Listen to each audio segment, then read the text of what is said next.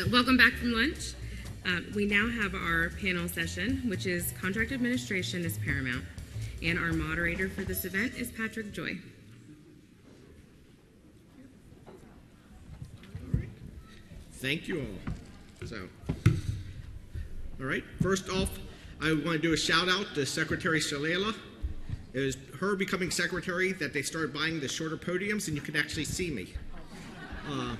My name is Patrick Joy. I'm Senior Advisor to Kenyatta and Brooke over here at GCS. Federal government, as you guys know, spends a lot of money training people, developing regulations and everything. It all seems to be mostly geared towards actually getting an award done. Then we don't put that effort into everything else on the back end, actually administering the contract. So we thought this would be a good time to discuss what happens after award. You know, some of the lessons learned, some things we can do better or you can do better, all that fun stuff. Hopefully you guys will enjoy this and you'll ask lots of questions because I don't have many questions here, so we need your questions. Our promise to you is we'll try to get stuff early to you, clearly written, answer questions, and have a communication back and forth even after award. What we ask from you is deliver what you promised at the price you promised and at the quality you promised, or better. So that's the theme basically for this discussion today. So I'll turn it over to the panel to introduce themselves. Evelyn? Hi, everyone. I'm Evelyn Tyndall. I am the director of the Specialized Contracting and Procurement Directorate. Dr. David Greaves is the deputy director of our directorate. And underneath us, we have specialized contracting, so that includes information technology, ORR, unaccompanied children program, as well as construction and realty services. Hey everybody, my name is Bill Kuba. I'm a division chief, and my division supports primarily ORR. We buy a lot of the ancillary services that go into all the ICFs and things like that. A lot of commercial service contracts. And they're not entirely complex, but service contracts are complex because humans are complex. And I want to spend some of the time with you guys talking about that and things that I'd like to do with y'all and with ORR to help our requirements be more straightforward so we can have better contract admin. Good afternoon, everybody. I'm John Conlon. I'm a Deputy Director of Contracts, work with Bill and colleagues with Evelyn and David. Lynn Sands, my boss, we're under her directorate there. In addition to what Bill covers in his division, we also take care of a lot of the research, knowledge-based services required by the ACF program offices. It's interesting to see, in our directorate, kind of like the full span of what ACF does, from refugee resettlement all the way to supporting research programs that OPRE is leading, to Office of Head Start, et cetera, et cetera. It's just got a wide scope. And I'll tell you that after we both sign the bottom line on the contract and make that thing a real binding document, the success or not begins there, right? And so I'm very happy to be up here and talking about this and hopefully fielding some great questions from you all, because this is where the delivery matters, right? The award is just the start, and it really matters how we partner all the way through in performance. Good afternoon, everyone.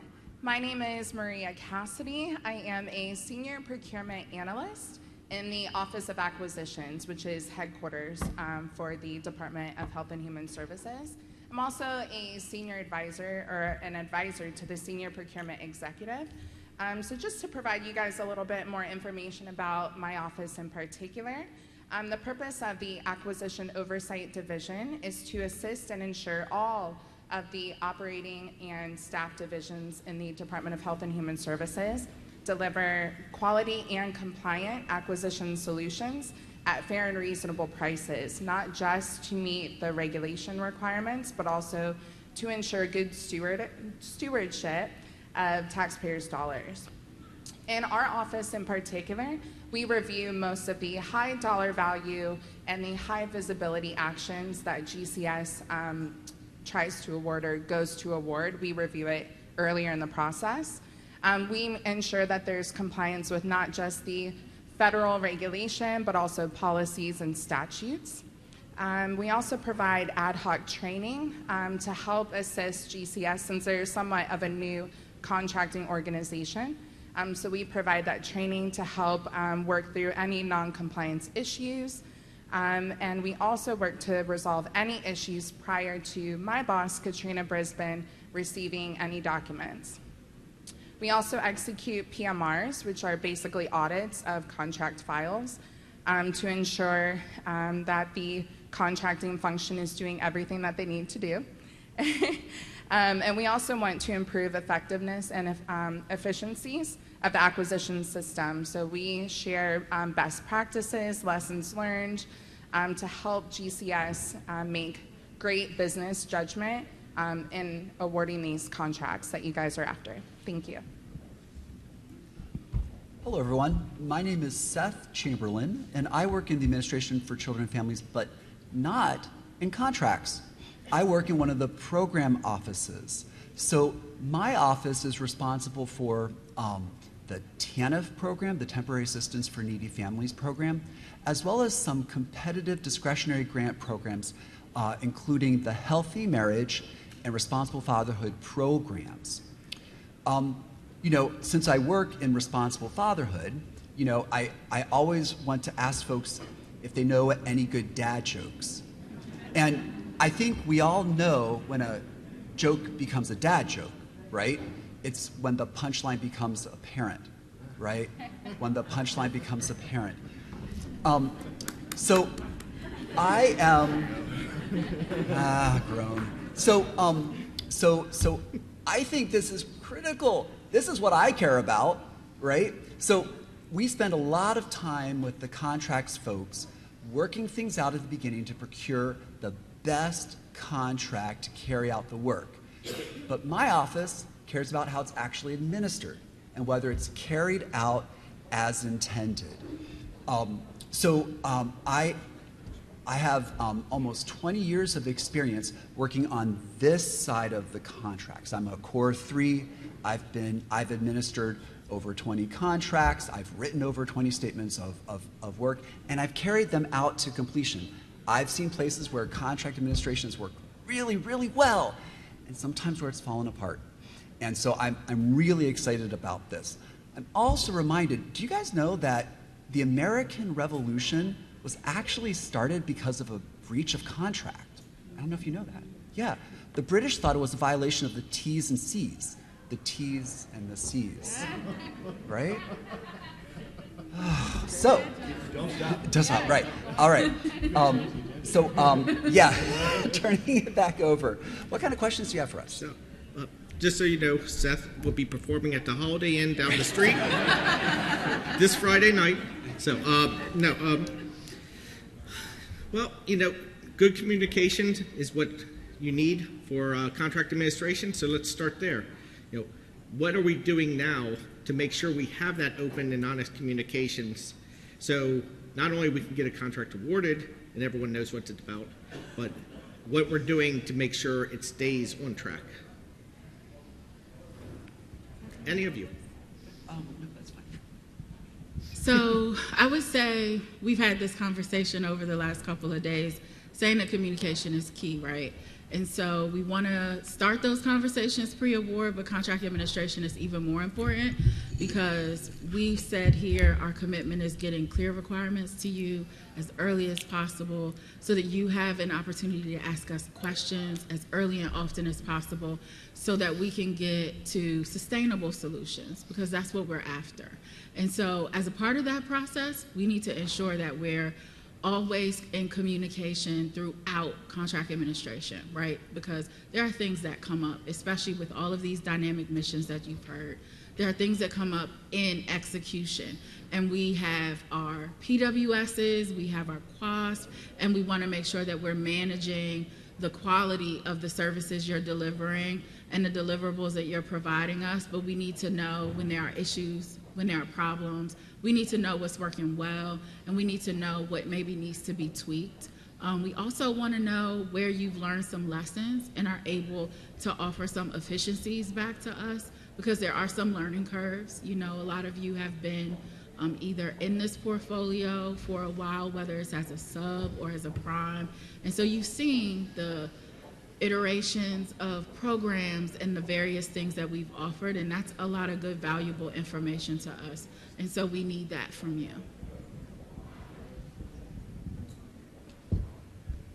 So, in addition to agreeing with Evelyn, I just want to say that, once that award is signed, both parties, right, what do, right?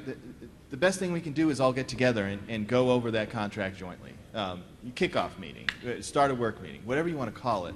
But the way I see that happening is you want to have your contracts folks from both sides, your technical owners, the program managers, whatever you call it in that particular situation.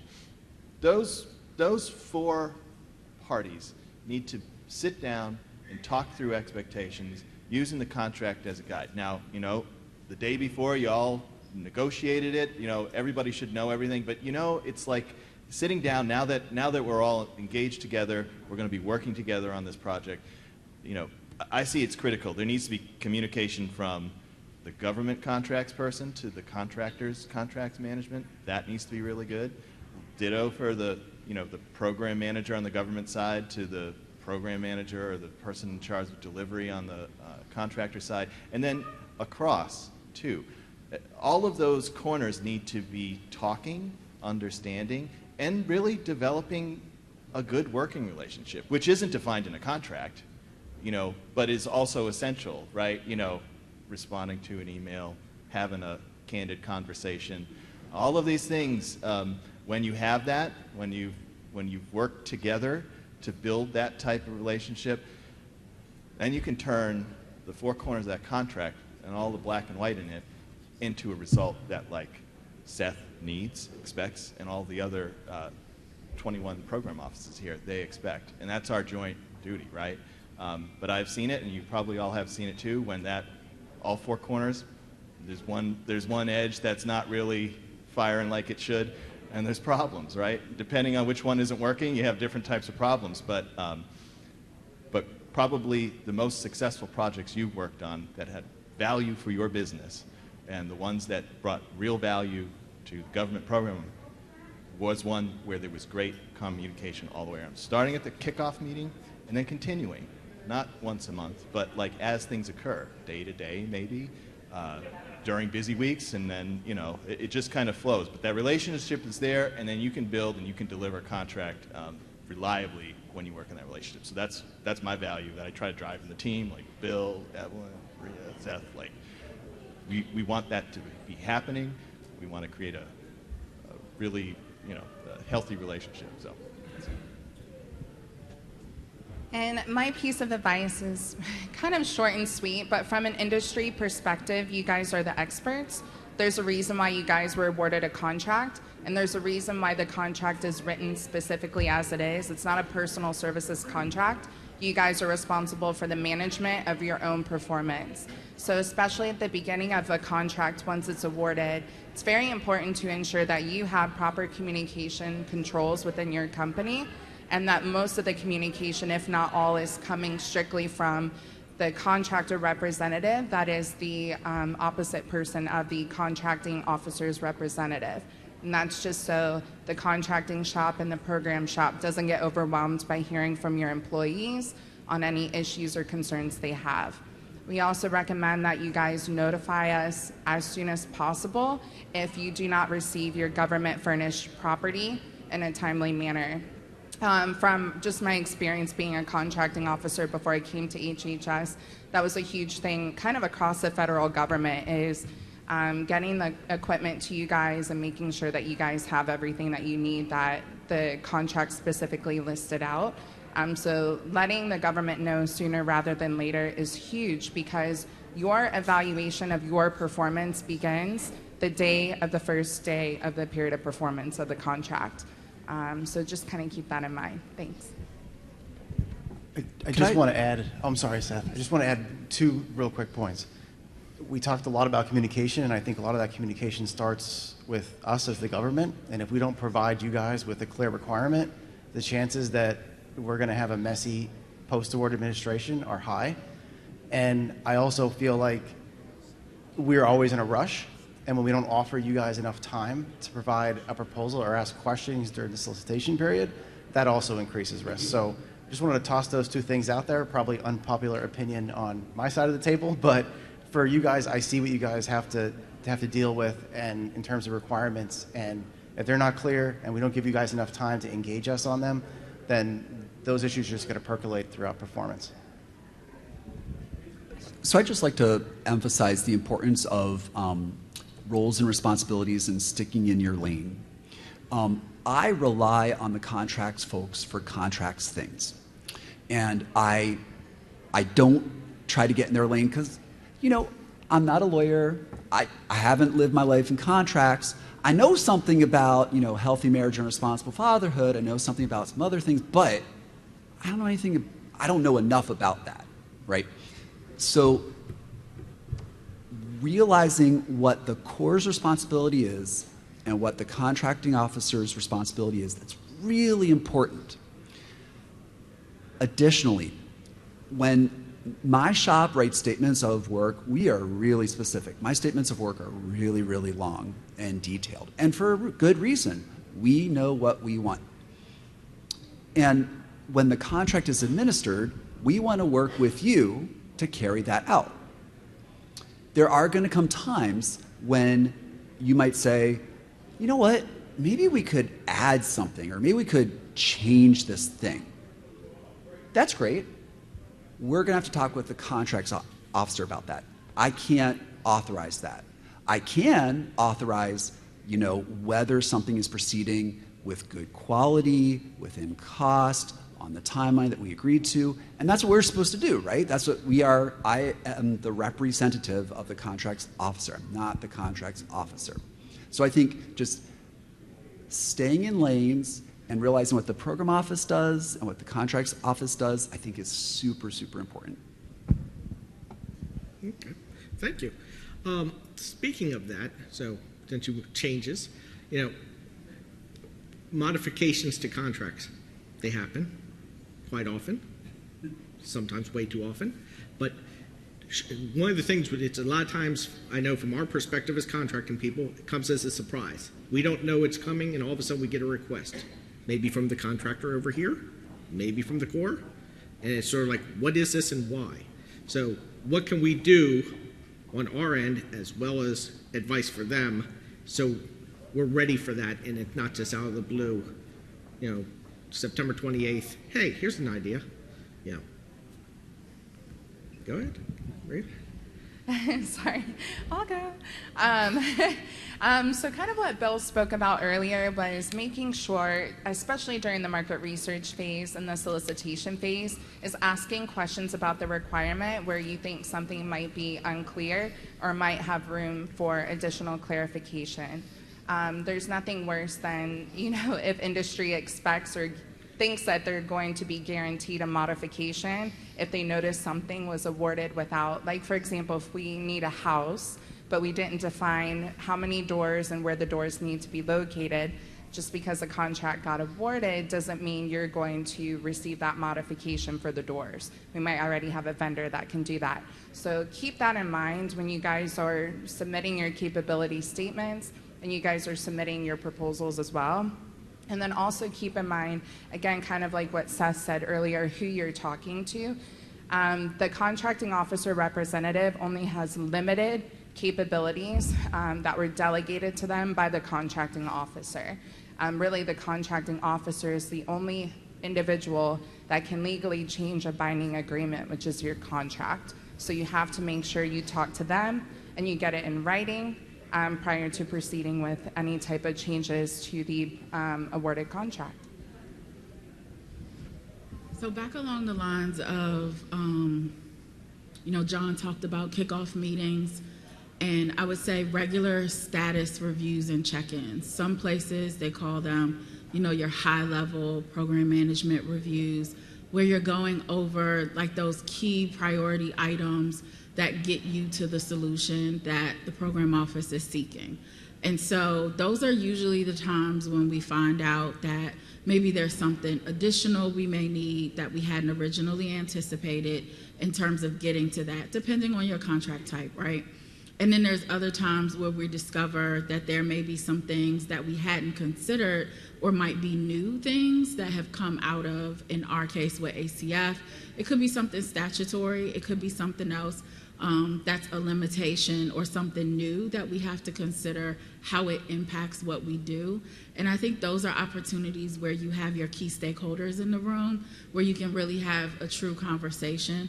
And sometimes maybe it doesn't necessarily result in a modification. Maybe there's an existing way within the scope of the contract that gets us to where we need to be, but there just needs to be a conversation about prioritization. And so those are key conversations as well, because modifications are not necessarily the first solution that we seek, right? But we need to know what the problem is or what the problem is that we're trying to solve and try to get there in a way that's reasonable and that's manageable both from the contractor side as well as from the government side. You know, every negotiation leading up to a contract is going to, whether you talk about it directly or you do it implicitly in some of the other parameters of the contract, it's going to address who's going to be responsible for what risk. Because we know, like, you know, as we put that contract together, we can't dial in all the different things that are going to happen. It's just some of that stuff is unknowable until we arrive at. But what we can do is agree on who's responsible for covering which thing, which unexpected thing. Fixed price, we're saying it's a lot on the contractor. You know, sometimes we put option clauses in there. You know, and as you all know, right? But once we're post-award, we're out of figuring out how would we, and when we have these risks that become realized, we need to sit down and have frank and candid conversations, you know, jointly about, well, when this type of thing happens, what is the, you know, who's responsible for accepting this or covering it in this contract? And so, you know, for us on the government side, you know, you hear us like talk about scope and like competition and everything, because these are real important things for us. And I imagine it's a little bit different on the industry side. You know, scope, sure, you want to have more scope in? Fine. Here's the extra price. Great, you know, no big deal, right? And so we have these different perspectives, which is fine. And so, you know, when we think about change, you know, we are allowed to address the change in the way that the terms of the contract have been negotiated. And it's really important that we jointly follow that, because if we do that, then we're being fair to each other. And I think, you know, when I think about, you know, a lot of stuff we've been talking about this week with you all, hopefully a message you've been getting is that we're here, we want to engage in industry, we want to be an agency that drives value for your business. We do not want to drive value by, frankly, you know, showing you a lot of cash cows, but we want to drive value by being consistent, fair, time after time after time. And so having those frank conversations, you know, somebody sees something, say something, but raise it to the team, the COR, the CO, you know, so we can all talk about how we're going to handle this. What did we negotiate? You know, whose responsibility is this thing? We're going to have to change it. We just need to know how we agreed to change it. And if we can do that as a team, right, industry, government team, then what we're doing is we're being fair to each other, we're thinking about risk, we're probably having better discussions on the left side of contract award, because we know that we will hold each other jointly accountable to it. And again, talking about, you know, values that we have that you can expect from the GCS team, that's one of them. And so, you know, change is going to happen. It's important that we think about it before we award, and then after award, that we execute according to what we agreed upon. So speaking from the contracting officer representative's side of things, the most important thing for us for modifications is time. Getting the notification from the vendor as soon as possible when there is a foreseen need to change some term of the contract, whether that be, you know, a simple no-cost extension or something more intense, such as like a rebudgeting of some task. I have to be honest, like 90% of the time that I've been here, the firms with which I've worked have been really good about giving me a heads up. Months in advance. Seth, we think this is going to go long. Seth, we think this might cost a little bit more. Great. That's fantastic, because that then enables me to work with the contracts office to say, hey, something's coming up. Now, the contracts office sometimes says, well, tough cookies, we need to stick to the terms of the contract. Or they may say, well, you and the vendor have an idea of how to do this, but there's the third way. What if we did it like this? Which is really great. But to Patrick's question, what can be done when there's a need for a modification? From my perspective, telling the contracting officer representative as soon as you foresee a need for a change, that will really help everything. The 10% of the time that things have gone really bad, I've wanted to tear my hair out and have even less hair than I have on the top of my head, because somebody's come to me with 5 days left in the period of performance saying, I think we're going to need an extra 3 months. What? Right? And then, of course, I get in trouble with the contracts officer. They're like, well, why didn't you know this? And so, please tell us as soon as possible.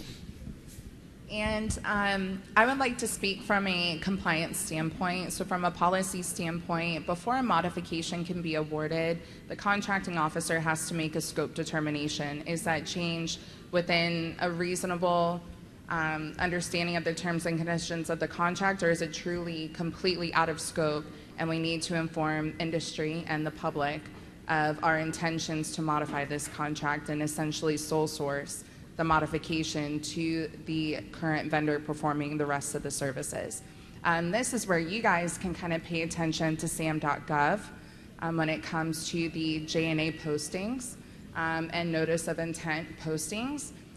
Because again, the government has a requirement to notify you guys within a certain time frame, either before or potentially after in certain circumstances, of that modification being awarded. And that's the time for you guys to speak up, especially small business companies, to speak up and say, hey, wait a minute, as a small business, I'm able to do this, and here's how. And then in turn, it's also very important, if you are the current contractor, to ensure that you and the government are on the same page with your business's unique capabilities to meet those needs, to help the government justify why only your company essentially can do the modification or the additional work that the modification requires.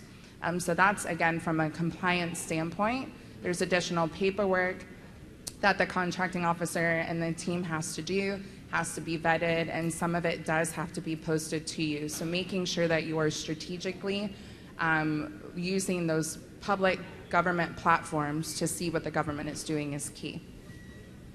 Okay, thank you.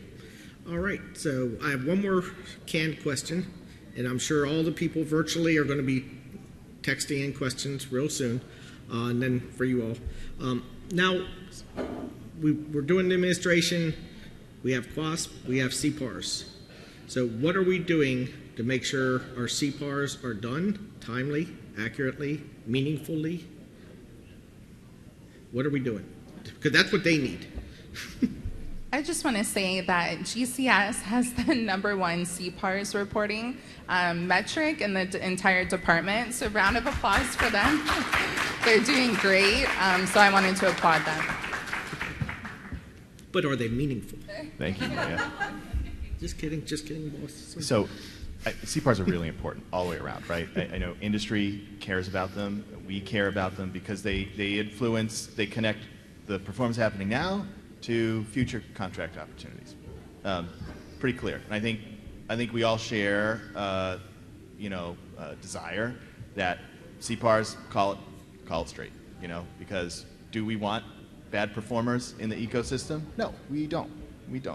And we need to be honest about where it went well and where it's not going, where it's not going well.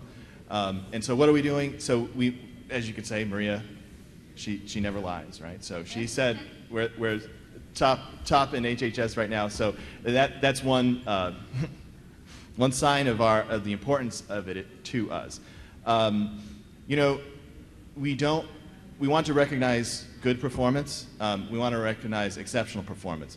What we don't want to do is recognize acceptable performance, which, by the way, is fine. That sounds like we got what we asked for at the price we bargained for, right? We don't want to call acceptable performance exceptional. We don't want to mix those signals. We don't want any noise in that signal. Because what we want to see is clarity on like who did a really great job, who went above and beyond, and who consistently meets the terms of the contract. That is great. Now, I know you're hearing me say this, and you're thinking, like, well, yeah, great ACF, but everybody else isn't playing that way. And so, but I can tell you, there is policy coming down to all of us in federal contracting to not juice those CPARS numbers, because it's really important, because past performance assessments and past performance evaluations and source selections tell you nothing if everybody gets a trophy in CPARS world, right? And so, again, remember, I think, and I'm not going to ask you to raise your hand, but I think we all share this hope that bad performers in our ecosystem, in the industry, they don't compete, they don't mess it up, right? We're focusing on the good performers, the companies that do excel, that work hard to put together good teams, that deliver consistently.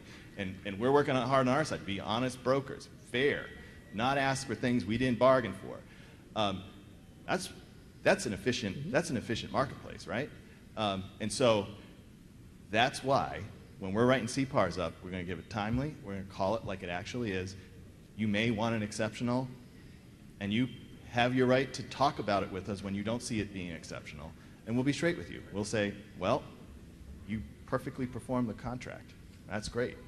You did not go above and beyond, but by the way, we didn't pay you above and beyond anyway. So again, this is something you can expect from ACF, from GCS, and this is why we're doing it, because we think that that helps drive a really great vendor base here. And when we're doing our source selections and we're doing our past performance evaluations, and we see a company that did business with us before, we'll know who the really great performers are. Not just because some of us may have past knowledge, but also because we know that, oh, this was a rating that came from a GCS, an ACF GCS contracting officer.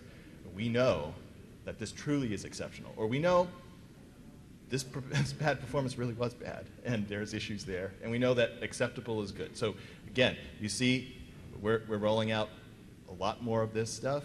You can expect that as we compete and compete and compete, and we work with this vendor base here that's so engaged, that we're going to be playing it straight with you all, because that drives long-term value.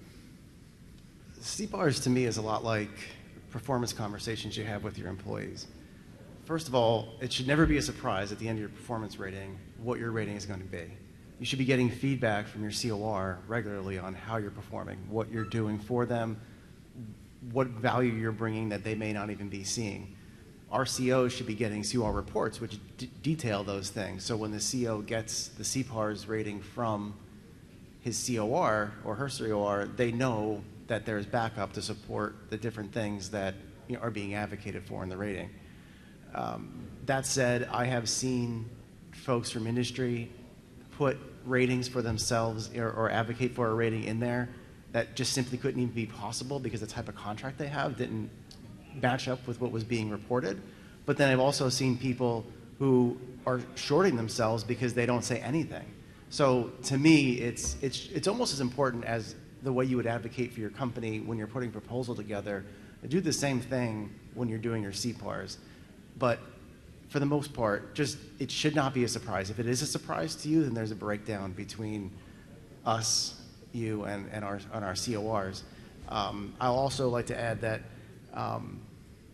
the CPARs are changing in importance on our side. I don't even think, I'm not allowed to award a modification, am I, unless I can demonstrate that I have satisfactory CPARs. Is that right?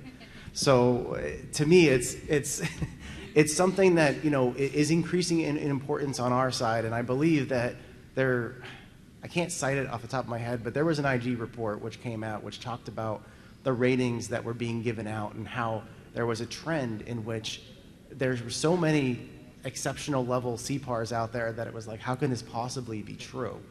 But my pledge to you all is that I got a great team.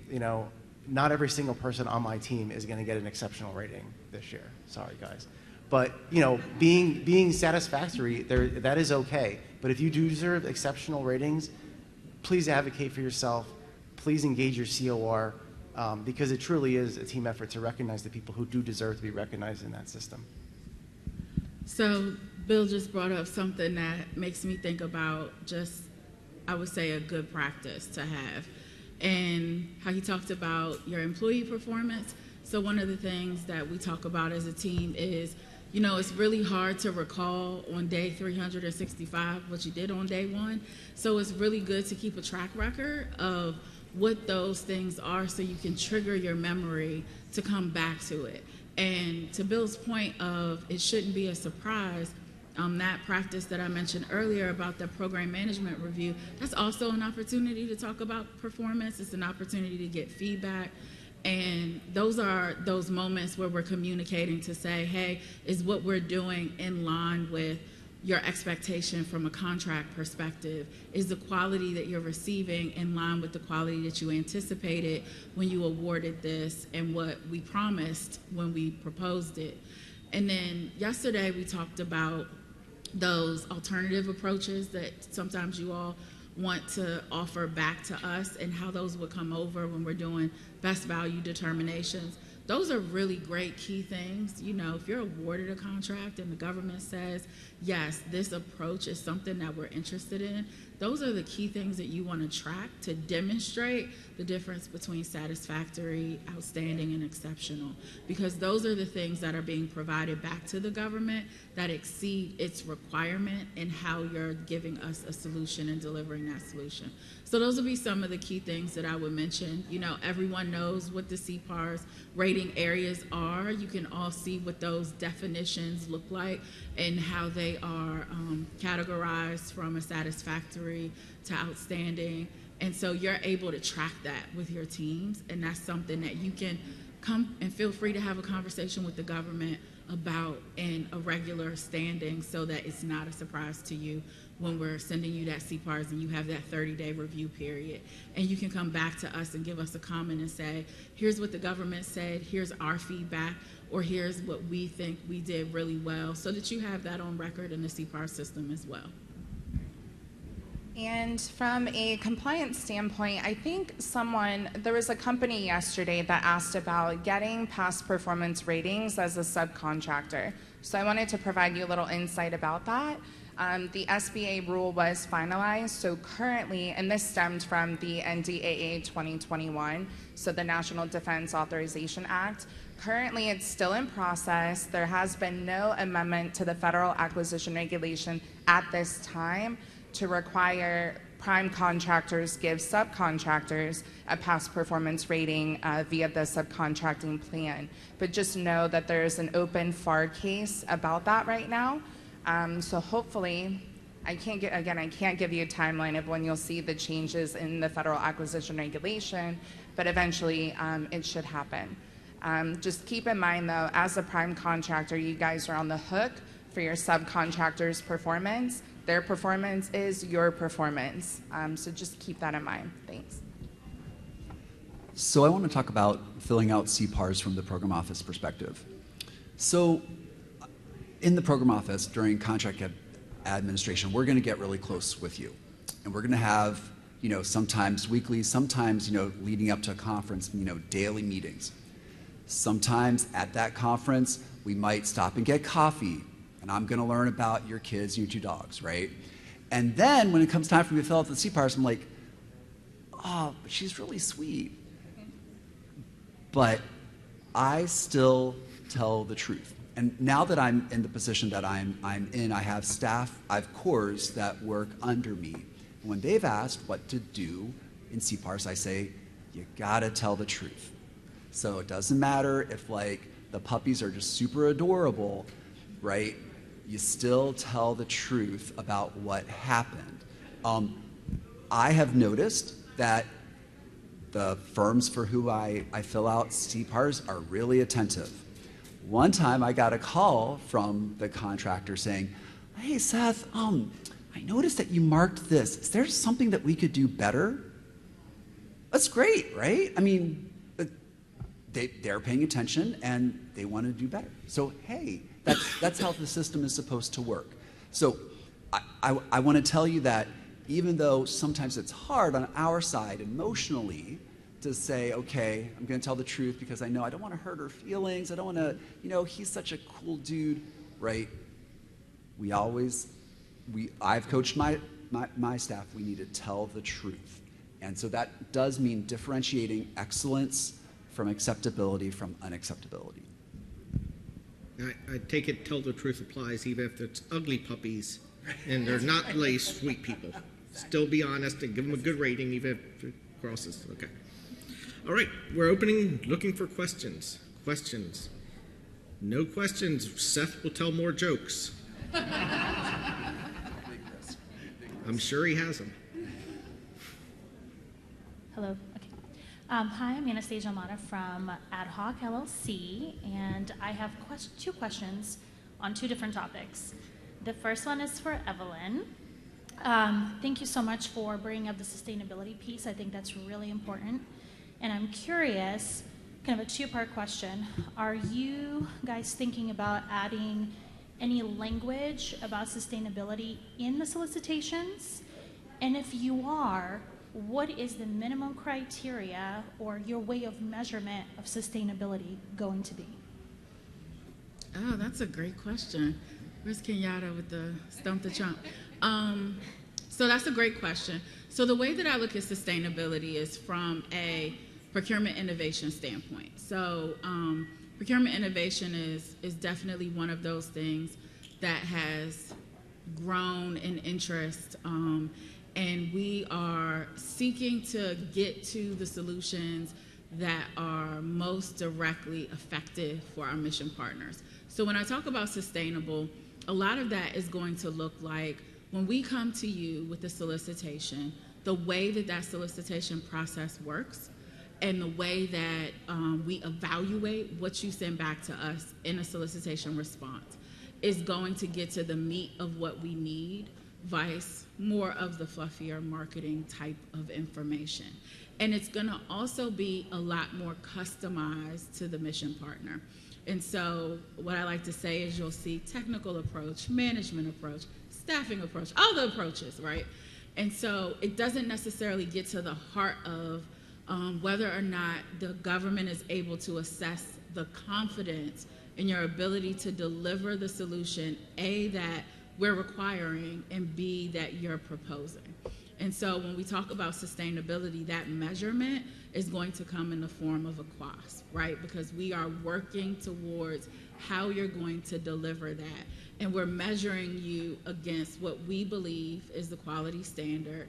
And depending on the requirement, it's going to outline those various areas that drive us, because that's the journey, right? We're driving towards that goal. So how successful we are is, do we get there, A, in the time that we said we would, at the value that we said we would, and at a quality that either meets or exceeds our expectations. And so that's it's not quantitative in nature. It's not meant to be, because if it's quantitative in nature, then you're more focused on the math and you're less focused on the solution. Great. Thank you for that. I appreciate that. You're welcome. And then the second question that I have really goes back to the front end of the process once the contract is awarded. Maria had mentioned the government furnished property, but I want to focus a little bit more around the clearance process. So one of the things that we've been running into, and we work within different operating offices within HHS, and each of the programs will require a clearance process for you to go through. Is there a way where we can streamline that process with you guys in partnership as a contractor? If you're working for an HHS operating office, it doesn't matter whether it's ACF, CMS, whatever it is. You go through one clearance process and it's transferable from office to office. Because when we get these contracts and we have people who are splitting maybe 50% here and 50% there, we get stuck in the equip section, and they have to fill it out 5 different times. We're working with different offices, And it seems like there's a lot of wasted time when we could be starting within 30 days or 60 days. Instead, it's taking 120, 180 days. And that's not only hurting us, but it's also hurting you guys and how quick we can operate. So beyond just the GOV. Wasted government. Wow, never heard that one. That's a really good question. So the agency I worked at before I came to Health and Human Services was the Defense Counterintelligence and Security Agency, which, as I'm sure a lot of you guys are aware, they host the background investigations process and the mission. HHS falls under the NISP, so they follow the same process as DCSA when it comes to security clearances. What you were referring to was the eligibility determination, which is more inherently functional for each individual agency. So ACF can have their own process compared to FDA, compared to NIH. Again, I want to go on the record that I'm not a security subject matter expert. I'm actually acquisitions policy. I just picked up some information throughout my journey of working for the federal government.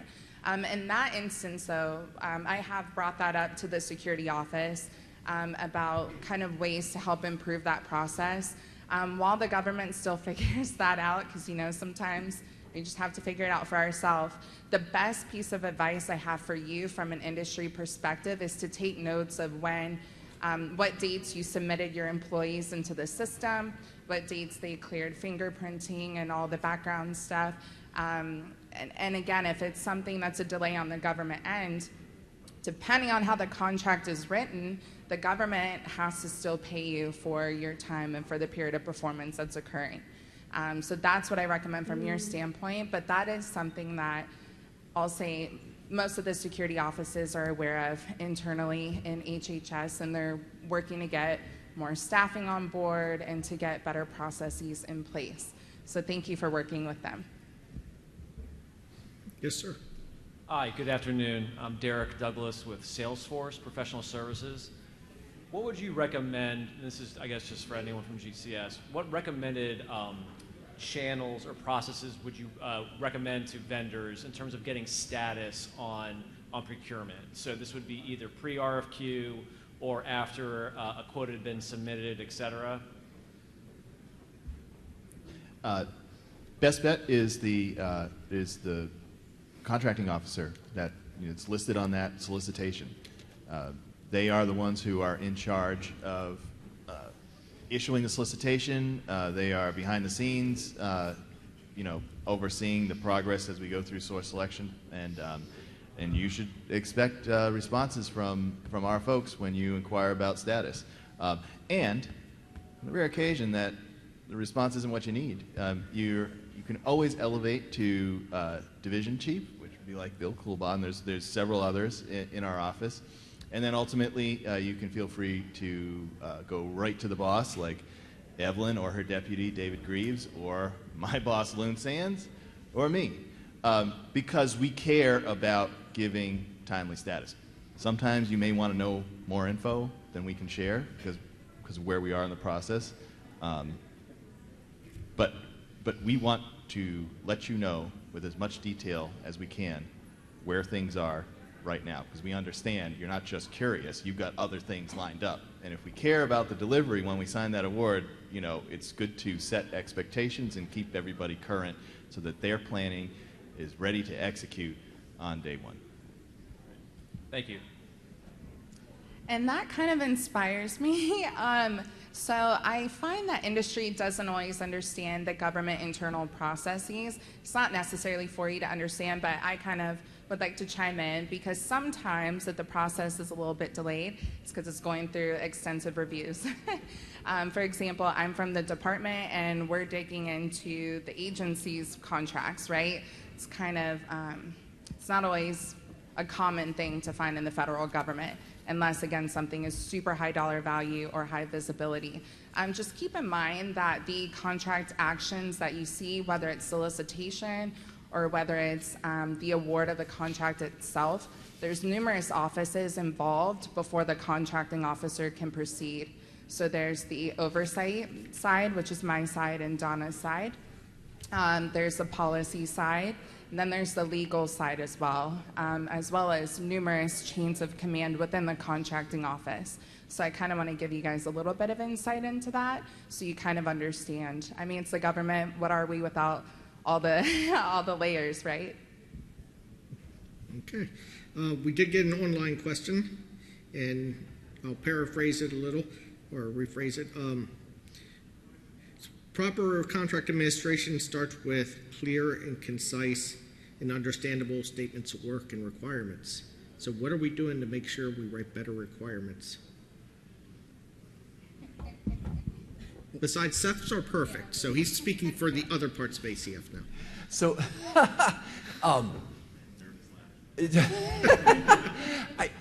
I write really long statements of work. Like, they're really detailed. But I've learned that over 20 years. I've also learned how to write tasks so that we start with the purpose, we start with then we continue with the parameters, then we end with a deliverable and timeline for each task. I can only say what I do in my shop. Mm-hmm. So in my shop, we think about, first off, is this a severable award or is this like a non-severable award? And if it's non-severable, what are the major things that we need? And then we work backwards from that. What are the different steps along the way to get there? Or if it's a severable award, what are the major buckets of things and what do we need to see? But in every single task, I tell my staff, you start with the purpose, then you add the parameters, then you end with the deliverable and the timeline. That way it's just super clear for each task. I have seen some contracts that have been, some statements of work that have been very, very brief. And I feel bad because I don't know how I would respond to this. And if I got a contract, I wouldn't know exactly what I was signing on to. So I do think it's really important that we have really comprehensive statements of work. Oh, one last thing, which is I've also learned how to write statements of work that allow enough flexibility for us to adjust a little bit to the left or a little bit to the right to get the objective met for that task. I'm always clear about, what are the parameters, what are the hard lines, right? And I've worked with the contracts office through a few of these statements of work to firm up some of those hard lines. But sometimes, you don't know exactly what all of the parameters are going to be. For example, if some of the work that we do, we review curricula, right? So when you're reviewing curricula, you're not sure if you're going to be reviewing for 8 or for 12 different variables. So you can write that in, right? And give yourself the flexibility, but you still know you're going to be reviewing variables for curricula. And so I've also taught my staff to write in the flexibility where we are not entirely sure, but still write the hard parameters around things so that the firm knows what they're buying, they're selling, and we know what we're buying. Yeah, I'll add on that a little bit. It's a skill, and it's really hard to master. And I think a lot of times we work with internal stakeholders who their primary job is not to write a statement of work or a PWS. So they're being asked to run a program or to solve a problem, but they're not told how to communicate that on paper. So I know there's discussions, at least with one of my internal stakeholders, ORR, to hire some technical writers to help them get there faster. Folks on my team review PWSs and statements of work. We can't add insight in terms of technically what's required because we just don't know. But we do ask questions to say, can you quantify this? Can you provide a range of what you're looking for or specific examples of what success looks like? Because those gaps are pretty common because our folks just aren't aware enough of how to communicate what they need. I also know that a lot of times we've relied on statements of work that have been regurgitated year after year after year after year while our requirements are changing, but nobody wants to take the initiative to go and say, do we still need all this stuff? Are we asking for the right things?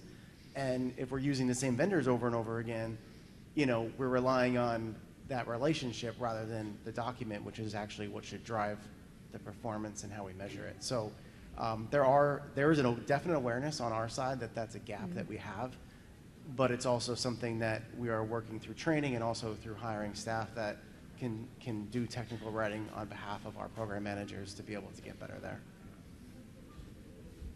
Hey, I have another perspective on top of this too, right? So you heard from Seth, and he kind of walked you through his approach to writing up statement of work. You may have also experienced offices that push out a statement of objectives, which is a whole other way to write that, Section C of your contract. And you may have seen approaches that kind of are a little bit of Seth's way of doing it and a little bit of a statement of objectives, et cetera. Across the federal government, I will not stand up here or sit down up here and tell you that we do it all the same way, right? That's ridiculous. But what we here want to get routine when you come and look at our solicitations, when we describe our requirements, is just regardless of how we are defining a requirement, whether we wrote it or we are asking you to write it, what also needs to be in the contract when we're talking about services is you need to understand what are those performance requirements. In addition to the detail of how we are going to bake the cake, what are the key outcomes that we are going to agree that will happen. And also, you need to be able to see how the government is going to assess whether those requirements were met. And I'm talking about like a quality assurance surveillance plan and a performance requirement summary and the statement of work or the performance work statement. Does every single GCS contract right now have all three of those things very crystal clear, defined? Nope. Are they going to? Yeah. Because when we have all of that, then we can say to each other after award that we not only talked about the work needed to be done, but we talked about what the most important aspects of that work were, and we also talked and agreed how we were going to measure that and assess whether the quality was what we bargained for. And I think, you look at a lot of contracts that don't have all of those things clearly established. Does the work go on? Yeah, it does. But what happens when there's a problem and there's a disagreement? And there's, you get down to a dispute process, which is inefficient, right? Does anybody want to hire outside counsel to go sue the government, right? There's probably other things you'd want to spend your money on. And, for us, it's like, do we have time to go into litigation? Wouldn't it have been much more efficient just to sit down at the table before we signed that contract and talked about what quality we really needed? Is it truly no fail, or can we accept maybe 5% deviation, blah, blah, blah? Do we talk about how we're going to surveil this, how we're going to measure it? That is so much more efficient, right? It's a false economy to zip past that and get to award and just wing it, hope it all goes right, So we're going to get better at that. And, good news for all of us is it's going to be more efficient, and there's clarity, and we're going to be having the right discussions at the right time in the process to just agree about what outcomes we're obligating to each other. So that, watch this space and look for that. And when you don't see it, if you don't see it, put that Q&A out in when the solicitation comes. Like, where's the cost? Can we talk about that? Is there a performance requirement summary out there? You guys going to put that in there? Those kinds of questions to nudge it along. And we're having the same thing internally on our teams, because that will drive more consistent outcomes, which is where the long-term value for all of us is going to come from. Yes, ma'am? Hi, Ventrice Stanford. Sorry, I just want to go back to what you were saying before about CPARs. And we were doing a little homework back there and didn't come to a conclusion. What we just wanted to know is we understand the importance of it, we appreciate it, and we want it. Everybody wants an A. And from the vendor perspective, when you're looking at CPARs of a LPTA and of a best price, are they looked at in the same way, considering the limitations of one versus the other? So I'll speak from, I guess, a compliance standpoint, because I look at almost all of their contract actions, like with a fine-tooth comb. So that's when you want to pay close attention to the verbiage listed in the solicitation. You might see where the government tells you your past performance is important, but it's going to be considered as part of a responsibility determination versus actually playing a role in deciding whether you win the contract or not, right? It's not necessarily past performance trade-off, all of that. And I want everyone to understand past performance is not the same as corporate experience. So that's really why you'll see most of the solicitations stemming from GCS, where past performance is considered as part of a responsibility determination versus, you know, any type of trade-off. So when it comes to lowest price technically acceptable, not so much. But again, it's in that section M that you'll want to pay attention to, which is the evaluation criteria. And if you have questions about it, definitely speak up during that question and answer process, just like John was talking about, because we might not have seen something or we might have missed something. Does that hopefully answer your question? That's step one, Okay, understanding it. But on the other end of it, after you bid it and you're performing it, and then you go to the CPARs, my assumption is the expectation of performance might be slightly different when you're looking at lowest price as opposed to best value. That gives you more flexibility to be able to find the best in class.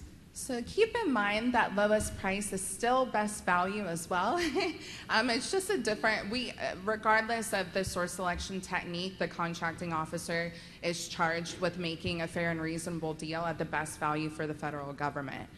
So when it comes to so are you talking about once you finally get the contract, you start performing, and then the government's expectations might not be what is written in black and white in the contract? I think if I can say, I think your question is, in the contract admin part, when you're doing the CPARs, am I being evaluated? You're asking, am I being evaluated with the same regard or weight if I won an LPTA contract vice best value trade-off strategy? And from our standpoint, when we are writing your CPARs, we're evaluating you based on the awarded contract, not based on the source selection method. And then when we're looking, so this is the other part that we haven't talked about, when we're looking in PPERS, the Past Performance Information Retrieval System, which is where the CPARS reports go to so that we all in the federal government have access, we're looking at how you're being rated and evaluated from that narrative standpoint. To Maria's point about responsibility, like how responsive are you? It's not to say that you're never gonna have a bump in the road, but how did you address it? How did you bounce back from it? And that doesn't lend itself to a source selection method. It lends itself to your business and operational practices and how you perform for the government, recover, deliver, all that good stuff. So it's an equal footing when you're looking at your CPARs from a contract standpoint that has nothing to do with the source selection method. Thank you, You're Evelyn and welcome. Maria. You're welcome. Okay. And the last question we have here is, and you guys touched on it earlier, but do you think industry is timid to discuss their performance and coming to you guys on how they're doing or what they're doing? Yes. Yeah. Yes. We want to hear from you more. Yeah, so just, again, keep in mind, because, again, from a department level, we're definitely staying on top of ACF as far as ensuring that the contractors are performing. When modifications come up to us to exercise an option, we want to see the drafted CPARs. We want to know if there's any cure notices that have been issued to address any performance problems, especially with the high visibility stuff, because that ends up ending up in the news sometimes. So we definitely want to know from a department perspective what they're doing.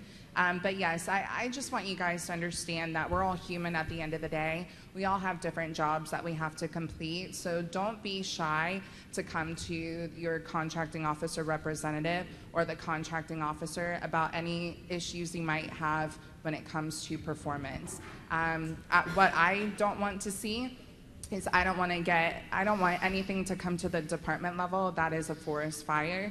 I'd much rather have ACF handle everything before, to avoid all of that. That's just my 2 cents. And I would say, so I said yes, and I also think it depends. I think some companies are more comfortable than others. I would say small businesses, you all are probably a little more timid about things in terms of, I think it's very similar. It's like self-promotion, marketing, wanting that feedback, and then, okay, once I get that feedback, how do I use that and turn it around in a positive way? But I think those conversations probably can be less weighty, I would say. It doesn't have to be quite as heavy in having those discussions, because we're available to you. Your core is available, your CO and your CS are available. And if there are things that happen to come up where maybe it was, not the best reaction, or something that you all believe you did really well and like knocked it out of the park, it's okay to have that conversation and say, hey, we think we really knocked that one out of the park. Do you all agree? And you'll get honest feedback. Here's what we believe we did well in responding to this particular need or this particular objective, and what do you all see from your end of it, receiving it? And you'll get that feedback, but make sure you also document that, right? Like, that's gonna be my thing to you all, is make sure you're documenting consistently throughout your contract performance, regardless of whether it's a 12-month base or a smaller base. Just make sure that you're documenting that so that you can have those meaningful conversations.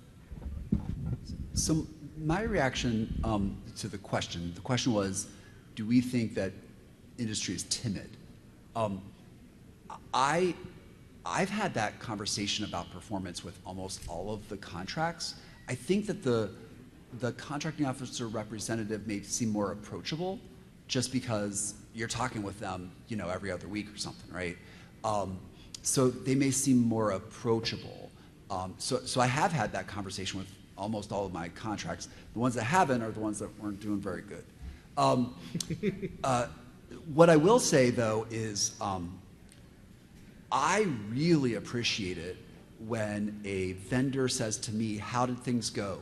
Or what do you think? And especially big questions like, are we doing well?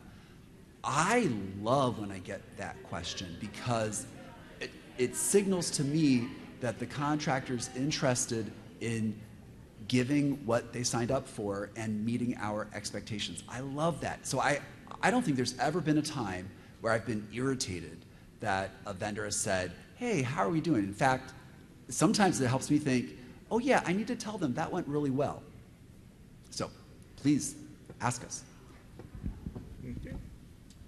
Quick thought on all of this is that human nature is going to drive us to want to minimize the bad stuff and kind of,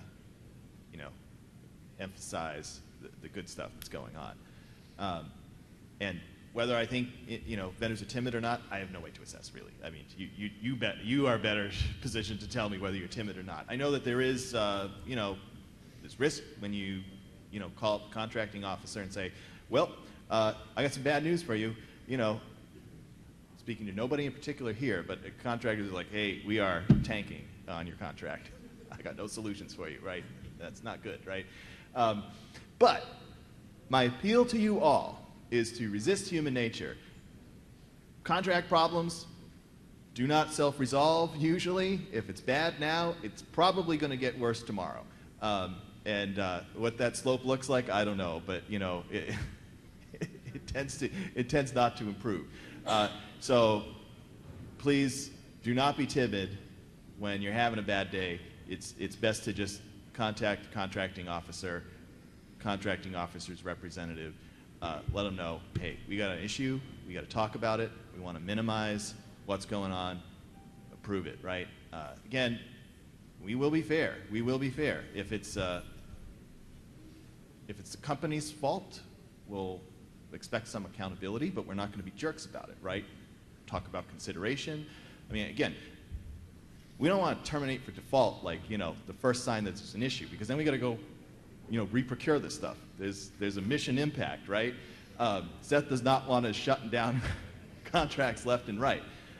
We do want to be productive and work through, and we are reasonable folks, because we have to be, right, if we're going to talk about this stuff, but we actually are reasonable people, and we do want to find the best solution to get around, bad things that aren't going on. Now, the flip side, how great everybody's doing. Listen, you may find us tepid sometimes when you expect us to be jumping up and giving you high fives. It's just that we have to be judicious about acknowledging the great stuff, and we may be looking at well, I'm looking at the monthly reports. It looks like you just did the contract, and it was very consistent, and thank you so much. And that may feel underwhelming to you all. But again, it's not that we're being unreasonable. It's just that we're trying to temper our response and we want to again be consistent. We want to be the same old GCS every time you can counter us, and we do want your success. We want your great success, but that may mean to us that you're satisfying the contract every time, no ripples, no fuss, and it may not just hit you the same way that it hits us. So anyway, do come to us as soon as you see an issue. We want to work with you to resolve it. You may get a ding on it, admittedly, but sometimes we do something wrong and it's our fault and we got to own up to it. Sometimes it's the company's fault and they got to own up to it, but that's just fair, right? Okay. And the great stuff that's going on, say hey, aren't we doing so great? Can you thinking about CPARs, can't you just pump us up on this? We may say, it was great, it wasn't exceptional, I'm sorry, we still love you, but that's that. And there's no hard feelings there. Okay, but again, thank you. Do not be timid when there's an issue. We want to work with you to resolve it at the point where it's most efficient for us to resolve. And our final question, and I'll ask you to keep it short because we're going to have to break into the next, we're going to actually have a mission partner come up before a break because they have to leave by 3. So, final question. So, good afternoon, everybody. My name is Gail Hall, or actually Gail Claiborne, sorry, just recently married. And I am with a company called Appian. We are a software company, and I know I've spoken to quite a few of you. I wanted to do 2 things because this is our last opportunity for a open dialogue before you wrap for the week. First, thank you for this session. It's been extremely valuable to all of us. And I wanted to parlay on something that Maria shared with us, which is some insight as to what happens on the contracting side and how many different levels have to weigh in before a contract gets awarded. And I wanted to share something basically on the sales side or on the industry side. And it's sort of a common thread from what we've been talking about the last couple of days. So when you all release an RFI, we all look at that as a potential opportunity, right? We know it's not funded, so we call it a potential opportunity. But we also start a sales cycle for that. Most of us do. And that sales cycle requires us getting more intimate knowledge about the opportunity, not just from an RFI perspective, but directly from a program perspective. So what we like to do is meet with the program folks and understand more about your business. And I've been in this business long enough to know that customers like to know we understand and we know their business. And we can't understand it and know it by just reading your website, responding to an RFI. We really need to sit down and have those intimate conversations with the people who have the money and have the need, right? And we understand it starts there at the program level and then it comes to you all here at the contracting level. So that's number 1. And then we progress that sales cycle, right? We continue to meet, we understand more and more people who are a part of the program, and we also obtain what we call customer intimacy, right?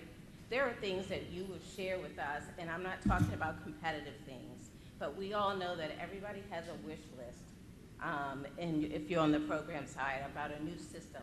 And maybe it's just one little thing that you would like to see that never made it into the requirements. And that's the kind of things that we like to learn. So as we're putting together an RFP, we're speaking your language. We're speaking in terms and using terminology that is directly related to you and your program. And that's what we believe makes our RFPs more valuable. It makes it easier for you to evaluate us. And we are constantly looking for what we call key differentiators. And it's not just our price, and it's not just our product, but it's what we know and the intimate knowledge that we have about your program. So I just wanted you all to understand that on this side, it is it's a lot of different layers, Maria, as you spoke, but it's a lot of different layers about us meeting with different parts of the program and understanding your true business and then understanding your business needs. So I just want to leave you with that because I know we've spoken all week with the contracting staff, and for us, you guys are sort of the end of one phase and the beginning of another. But I hope we can understand, or have the program folks understand, that once we see an RFI, your phone will start to ring, your email will start to fill up, and it's going to be people like me and all of my competitors and friends out here who just want to get to know more about your business and more about your business need, number one. That was my first point. And my question to you, and I will direct it to you, Evelyn, is with every RFI and RFP, we understand there's an opportunity for us to submit questions. So for those of us who are extremely competitive, we know how to recognize our competitors by the questions that get asked. So sometimes we don't want to ask a question because we want to see who else is looking at this opportunity. But there's a way to manage the influx of questions. There's a way to manage the back and forth so that we're not overburdening the contracting staff. And there's technology that can do that, and I'm happy to talk to you about that anytime you are ready. But I wanted to know is very good. Is GCS looking at ways to incorporate technology to better communicate with vendors and to better manage the source selection process or the vendor management process or the award process? Is that something that you guys have at least on your radar in terms of how you can better manage it, so that it's not costing a lot of man hours and it's not costing time and effort on the part of everyone in this audience today, waiting for a response to an email or waiting for a response to a phone call? Sure. Patrick just told me short. Not describing myself, sorry. Yesterday, I think we touched on this a little bit. I think Kenyatta addressed we got a question about how we use AI, or it might have been Tuesday. So GCS has an IT solutions team. That IT solutions team is centered around part of acquisition solutions. And so there's a lot of things that we are doing as we stand up as a contracting office that we want to be as modern and as effectively efficient, as Kenyatta says, as possible. So I can't give you a definitive answer on whether or not those specific things are being addressed, but what I would say is those IT solutions partners are in the room, and so I'm sure we'll have a get back and a leadership discussion about how we can do that more effectively for you all and for us and the team. Thank you all. And really quick, from a department perspective, we are considering that because, again, they have to go through clearance processes before they can release solicitations and release awards. And we are looking into potentially creating a platform or having a platform created to, oh my gosh, I almost want to I'm not saying we're going to them, but kind of like the ServiceNow platform where you can see where something is at in the process, who it's with. Is it with the Office of Small Business? Is it with the attorneys? Is it with department policy? Is it back at the agency? So just kind of automating that work. Yes, yeah, and essentially, in my opinion, I feel like it's a way to kind of cut down on the back and forth of communications via email, so that way they can go into the system, everyone, the ACF, GCS, and the department can all go into the same system. I'm not saying it's a guarantee going to come to fruition, but it's conversations that we've had. And earlier, and I'm going to be quick, Patrick, I want to just let you know that you guys are in the presence of such amazing contracting professionals that they really are your voice when it comes to the department and when it comes to my boss, Jennifer, my boss, Katrina, approving of an action being solicited or awarded. So just kind of keep that in mind, that they do take into consideration the investment that you guys are experiencing when it comes to having the labor and the time and everything to go into proposals, to go ahead and try to get staffing ahead of time. So they understand, and they are your biggest advocates in trying to get things sped up. My biggest piece of advice to industry is asking the questions during the market research phase, because again, that determines the acquisition strategy, and that helps the contracting office and the program office to better define a requirement, which will allow for a speedier review process on the tail end. So just kind of keep that in mind. It's like a domino effect. It truly does impact, and it really can start with you guys. because they're going to you guys because you guys are the experts. We don't have enough expertise in-house to solve this specific problem. Thanks. All right, thank you. Thank you. I was going to have her mic cut off. I'm glad I didn't since she praised us. But praise is a good point to stop. So I want to thank the panel for coming up today and answering questions and being on the hot seat.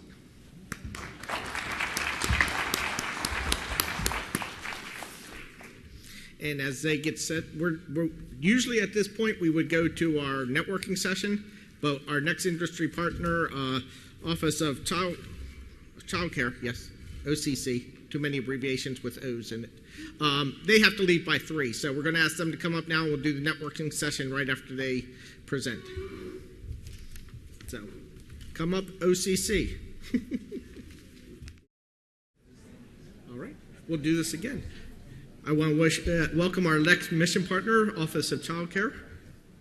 Take it away. Good afternoon, everyone. My name is Anne Marie Toohey. I'm the Deputy Director at the Office of Child Care, and I'm delighted to be here this afternoon. I apologize for being the person between you and a break, but we have a brief presentation for you this afternoon, and I'm joined by my colleague and friend, Ginny Gipp. So we'll look forward to sharing a little bit about Office of Child Care and the important work that we're doing. Thank you. So we are part of the portfolio of the Deputy Assistant Secretary for Early Childhood Development. And you'll see here that that portfolio is comprised of the Office of Head Start. I believe you heard from them earlier this morning, the Early Childhood and Development Division, and the Office of Child Care. So these 3 offices and programs work collaboratively with a focus on really ensuring that we have the best outcomes for young children and their families and the provider network that serves them, and for communities throughout the country. And that, of course, includes all the states, territories, and our sovereign tribal nations. At Office of Child Care, we have a vision of really providing access to high-quality, affordable child care for families, particularly those with low income. And we are also, we emphasize high quality because really this is a multi-generational approach. So the program that we provide enables families and supports them in reaching their educational and employment goals. And at the same time, we're supporting young children's healthy growth and development, which, as you all know, is so important for not just family well-being, but for the well-being of communities and economies throughout the country.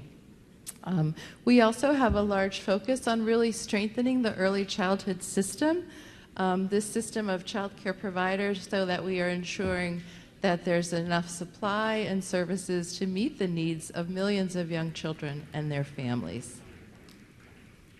This next slide gives a summary of OCC's priorities. And you'll see first off that really the theme is that we want to stabilize the child care industry. This sector, as many of you were aware, for many years has been a somewhat fragile but terribly critical, important sector. And with the onset of the pandemic, that certainly was brought to light as we saw how really critical it is for families, not just essential workers, but all workers, to have access to child care that best meets their family needs.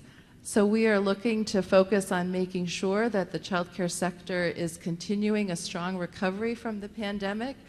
During that time, classrooms had to close, programs closed. There was a large impact on the child care workforce doing terribly important work, but we certainly saw a lot of attrition in the field. So we are coming back, rebounding. There remain some workforce shortages, so we are focusing on that and appreciate the efforts of our grantees and partners for all that they're doing to support that. As part of supporting the child care sector, we want to make sure that we have streamlined processes, payment rates that reimburse child care programs closer to the actual cost of care, of providing care. You know, the market is one that is not, it's a little bit of a broken market, really, because much of the income that comes in, the revenue for programs, is family tuition. And we need, to diversify that and make sure that providers are able to charge and be reimbursed fees that actually reflect the cost of doing business, because it's such an important service that they provide. So compensation and benefits is a big part of that. And really, this meets the end goal of building supply so that we make sure we have child care programs that are available to families at the times, during the days, the settings that best meet their needs. And ultimately, of course, we want to make sure that we're able to lower the cost of child care for families so that they're able to find a program that enables them to go to work, to reach their goals, to have education and training. On our next slide, I'll just give you a brief overview of actually what this looks like and who OCC is. So the Office of Child Care administers the Child Care and Development Fund, and this is authorized by the Child Care and Development Block Grant. It's currently an $11.6 billion block grant, and we administer it in partnership with all states, the District of Columbia, territories, and tribal nations. The funding is provided to our grantee partners so that they can provide child care subsidies to income-eligible families to help them pay for the care that they need for their children. And those children that are served are eligible if they're from birth up to age 13. And for families with children with special needs, they can be eligible up to age 18. The maximum income that the federal government sets for a family to be income eligible is 85% of the state's median income. Since it's a block grant, each grantee is able to actually set their eligibility limits, anything up to that level. And also we provide funding as a set-aside for quality, to improve the quality of care, to raise the quality throughout the system, and to impact communities as a whole. And currently with this funding, we're serving about 900,000 children a month in 1.5 million families. I think I had shared on the next slide that we partner with the 50 states, DC, 265 tribal agencies representing over 500 tribes. And they're administering the programs, developing plans that best meet the needs of their communities. And just in summary, we are promoting equal access so that families participating in the Child Care and Development Fund programming have equal access to the options and the child care programs in their community that their neighbors and their peers who aren't participating in the program have. We, of course, have a role in supporting accountability and monitoring and program integrity. We are committed to promoting family choice, meeting their individual needs, doing community outreach, and of course consumer education, and building community-wide understandings about the importance of early care and education. And as I've said a couple times, I won't repeat it one more time, we are so committed to improving the quality of care because those early years really are so important. We have had in the past 15 years a whole body of research, both brain science that demonstrates the incredible amount of growth and development that happens in the first 5 years of a young child's life, 80% of a child's brain. It's really the architecture of the brain that's developed and sets a trajectory for growth and a healthy development ahead. We also have a body of research from economists that show the economic impact and benefits of having a strong child care sector. So that it really, when I gently said it impacts communities, there's data that supports that for growth, for reduced social costs, and economic productivity. So we really want to raise the boats for everybody. And so as I'm talking through the work at OCC, we have a small but mighty federal staff that I have just recently joined in December, so I can take absolutely no credit for the amazing work that they've been doing for many years, particularly during the pandemic, when they were able to roll out and support grantees in implementing and using ARP funding. But they don't do that alone. We have a number of contracts and partner with vendors that are providing technical assistance, support with software applications, etc. So it's definitely a partnership with the federal staff and our vendor and partners. So I will stop now and pass the mic to my colleague Ginny, who has a much more in-depth understanding and amazing knowledge base about the contracts that we have at OCC. Thank you. Thanks, Anne-Marie.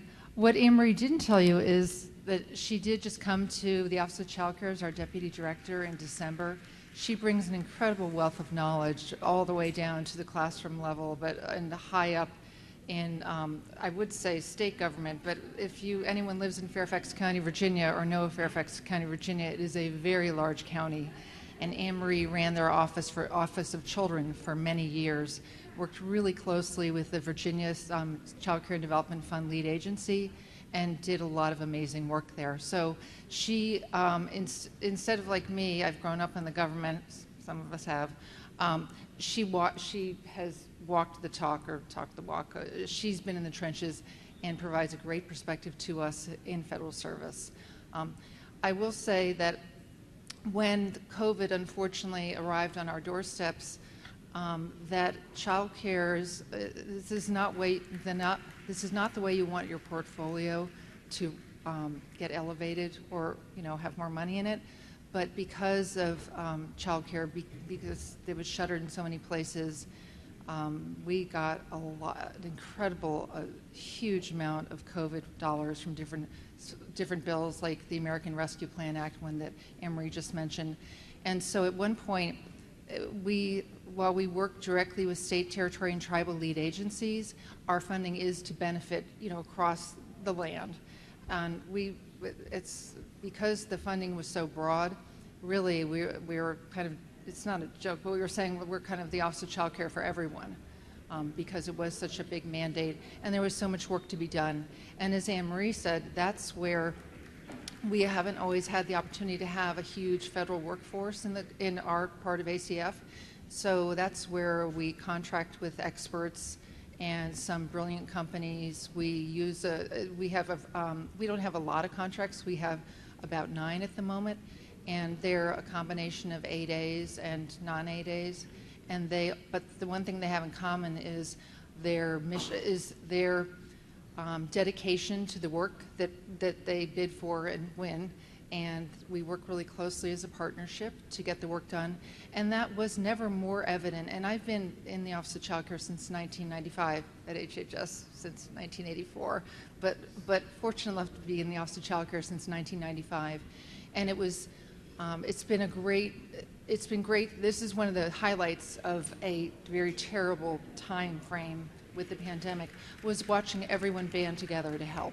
So our partnerships with all of our colleagues across ACF, Anne-Marie pointed out, our Office of Early Childhood Development, our colleagues in Head Start, I know you heard from Shannon Griffin this morning, we all worked much more closely together because the stakes were so high. We had to get childcare up and running again and provide supports and get money out there to provide supports to providers and families who are suffering from mental health challenges. And I'll say those have touched, they've touched everywhere. They've touched my home during COVID. So with that background, I'll tell you that we have, in the next few slides, you'll see that we have several new contracts that will be out for bid, and they're in various stages. And I was reading Patrick's description of what we could say, what we should say, and say what you can. So I will about these as we go through them. And then there's a list of our current vendors, our current contracts, and we list the project period. I assume you have, oh, there it is. Yeah, much bigger screen. And then there's an asterisk, very important asterisk at the bottom, where you'll see that we work at this point with 3 contracting offices. We would like to bundle our business just into one at one point. We're really excited to be working with GCS, and we were able to award one contract the first year they were really up and running, and that was to Mies, and Kendra's over there for our tribal contract. And we have one contract at NIH, and we have one at the Program Support Center at the department, which we have one more year left on, but those come at the end. So the first contract that I want to mention, which is new, this is our Child Care Data Systems Consultation Contract. And the idea for this has always been in the wind, but we never had, we just didn't have the money to fund something like this. And this is an outgrowth of a presentation that was made by the Chief Technology Officer. That's not actually her title. She's a senior advisor, I think, for technology in the Secretary's immediate office, and she was an ACF. She's amazing. She worked with us on some contract items this past year, and so one of the things that she helped us with was a child care application that's an online application that could be adapted by lead agencies. And then we also had a relationship with the General Services Administration for a project that we were able to, toward the end of that project, use some of their time to help states, territories, and tribes. And this was basically through webinars and a little bit of more peer-to-peer or intentional TA, but it was right at the end of the fiscal year last year. And this was around things like data governance and IT issues. And that's something that we were shocked when this was announced at our conference, which was at the end of, it was the beginning of August last year. We were really surprised how many lead agencies told us they'd be very interested in this TA opportunity around kind of data systems, not building data systems, but providing consultation to them and assistance around it. So that's what this first one is, providing intensive consultation and TA for our lead agencies in states, territories, and tribes on data and IT systems. An RFI has gone out on that, and we're in the finishing up, I think we'd say, the market research phase of that. Bruce Jackson's in the back, and you'll nod and say if I'm getting that right. Good enough? Okay, thank you, Bruce. Awesome. And then the next one, which is our National Center on Child Care Subsidy Innovation and Accountability. This is a recompete of a contract that's been in place for a number of years. It's kind of, a lot of the work in there is an old-fashioned term, kind of bread and butter for our child care lead agencies around working with child care subsidy systems, getting the money out through vouchers or child care certificates. And also, as part of this contract, we've had improper payments and error rates over the year. That's part of this work. That work wasn't as clearly defined in the contract, so this contract, there is an RFI that's gone out on this one. We've been much more clear, and I can't say we, there's such a talented group of people in OCC. We're so lucky. We're so fortunate. So the very talented person who was spearheading, working on this performance work statement and all the pieces that go with it, worked with everyone across the office, including our 10 regional offices, to see what could be done better or what we needed to tailor a little bit differently. Background checks are in this. Obviously, that's very important in child care. And then there are a few other pieces that are new in this. Little pieces work. There's something about training for eligibility workers. That's a new piece. And another piece in there that's around working with Head Start to try to see if we can get more Head Start programs into licensing, child care licensing. So again, this one also is finishing up in the market research phase, kind of finishing up the market research. The next one is, I'll say with the next two, how do they look on this? Okay, well, the next one and the one after it, we had one large contract that did our meetings, our logistics and meetings, and also our communications work. And it's called our Child Care Communications Management Center, CMC. And so this year, we decided to pull the communications piece out and do that as a separate contract, a communication services support contract, and keep the meeting and logistics management in we're still calling it CMC, but it's our Child Care Meetings Management Center. So again, we've gone from one contract that had all of that work in it to separating them out into two distinct pieces: the communications support services or services support, and then the meetings and logistics piece. So those are, let's see, they have just been submitted they're in GCS, and with the communication services support one, it's my understanding that an RFI may have gone out yesterday or was going out today on that one. And then, let's see, on the next slide, Oh, thanks, Robert. Right, okay, and then my slides look, okay, great. So in the next slide, we have a tribal center, but this is a different line of work. So this is a tribal child care program support center. And the purpose of this contract is to help OCC get ready for the new, our work is done through, it's a block grant, Anne-Marie was saying, so it's not like a discretionary grant program. So with the block grant, we have a 3-year plan for services.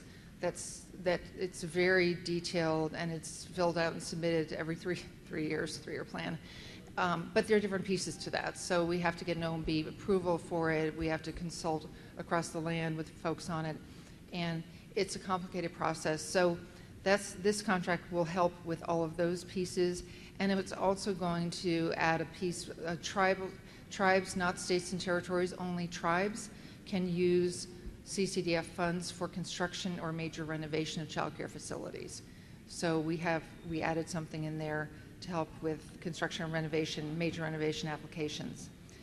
And that one was just also submitted to GCS last week, so nothing has come out, or no RFI. We're still working on the what would be the strategy for that one. And then our current contracts are 10, 9, 8, sorry. Okay. So our current communications management center, our current CMC, this is what I was just talking about. We've broken it up, but currently this one goes until the end of September, and they help with some in-person and virtual meetings and other events, but also our large state and territory administrators meeting, an annual meeting, which was one of the first ACF meetings to be in person last year. But since we knew some people were reluctant to come in person, we also offered a hybrid component to it, so it was in person and hybrid. And we have had some more regional office meetings. We all know that anyone was doing or had planned for 2020 got canceled, month by month. We kept canceling them because we could see the pandemic wasn't going to go away anytime soon. So we're looking forward to where we are with the pandemic, holding more meetings in this one. And in the new contract, our state child care capacity building center contract, that's been in place since about 2015, and they're kind of the navigators of our TA system. I see them as kind of sitting at the top of the planning for all the contracts because they do a lot of things, but one of them is they manage our technical assistance planning process. So they work very closely with our regional offices, with our other contractors and our child care technical assistance network, and they meet with states and territories, lead agencies, to talk about their technical assistance needs. And I will tell you, before there were I'll just say, before our final rule came out in 2016,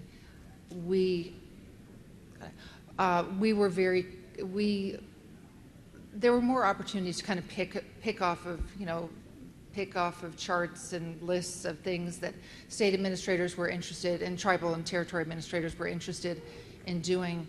We had to scale that back a little bit just because there are states and territories and tribes that have been out of compliance. It just happens, and so our TA had to be more tailored to help them come into compliance and promote best practices and innovation so everyone can get to that place. And the State Capacity Building Center also manages our websites, our TA website, our OCC website, our childcare.gov website, and a TA planning website. And it runs an infant toddler specialist network. And then our Tribal Child Care Capacity Building Center, that is providing technical assistance to our tribal lead agencies, and Anne-Marie mentioned there are about 265 of them. Through tribal consortia arrangement, we reach way over 500 tribes through our tribal lead agencies. And there's a lot of specialized technical assistance in there around the entire block grant, all the pieces of it. They work very closely with our other subject matter experts TA centers to make sure that the right TA is being arrayed and we're partnering with the right people. And then let's see. We have our National Center on Early Childhood Quality Assurance, and this does a lot of work around health and licensing and professional development. There's a lot in there in that contract, and that one is, well, you can see the ones that we awarded last year go through 2026. Last year, and I'm almost done, Robert. Last year, we also awarded our National Center on After School and Summer Enrichment, and this, like the others, have been contracts we've had in place for a while. This was actually, this one and Quality Assurance, the National Center on Early Childhood Quality Assurance, were cooperative agreements. They were grants cooperative agreements, which now are contracts for the first time. And so the National Center on After School and Summer Enrichment is more around summer programming and before and after school. So the audience is a little bit different. Obviously, state lead, state, territory, and tribal lead agencies are involved, but there are other partners too. And then we have two other contracts, and these are not so much technical assistance centers providing technical assistance to lead agencies. The first one is our OCC Monitoring and Oversight Systems Center or contract, and that one is with our HHS's Program Support Center, and that will end in September of next year. So I was talking with the lead for that contract before, just before I came over here, and because I told her, of course, I was going to say we will be recompeting this through GCS next year. And then our child care automated reporting system. This contract took several really old data centers across HHS that we had data in and moved them up to the cloud. And we're 2 years into this center, which will end, actually we're more than 2 years in, 2.5 years in, and that will end in September 2025. So is there time for questions? Yes. A couple minutes? You have 4 minutes. Okay, 4 minutes for questions. Okay, great. Yeah. Go on? Okay. Yes, we have an email question. Last year, there was an RFI about the Early Childhood Technical Assistance Centers. Is ECD making any changes, other than the new TA Center on Early Childhood Workforce, to the current TA Center topics, number of centers, or other changes? And when will more details be provided? So Patrick, was that asking about ECD? Is that what you said? Yeah. Okay. So last year, there was work underway. It was, everyone thought, I mean, I think many people across the land believed that the president's Build Back Better proposal was moving toward a place where it might actually end up with a signature on it.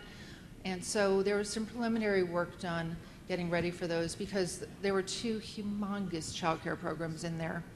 And so when it looked like that was going to happen, we did an RFI last year. And it was Patrick helped with it, so he knows what it is. And it was a pretty broad RFI, just about child care issues in general. And that helped us that was part of our market research that we did last year for our TA centers. And that we ended up not, since it didn't pass, we didn't get these 2 very, very large multi-billion-dollar programs.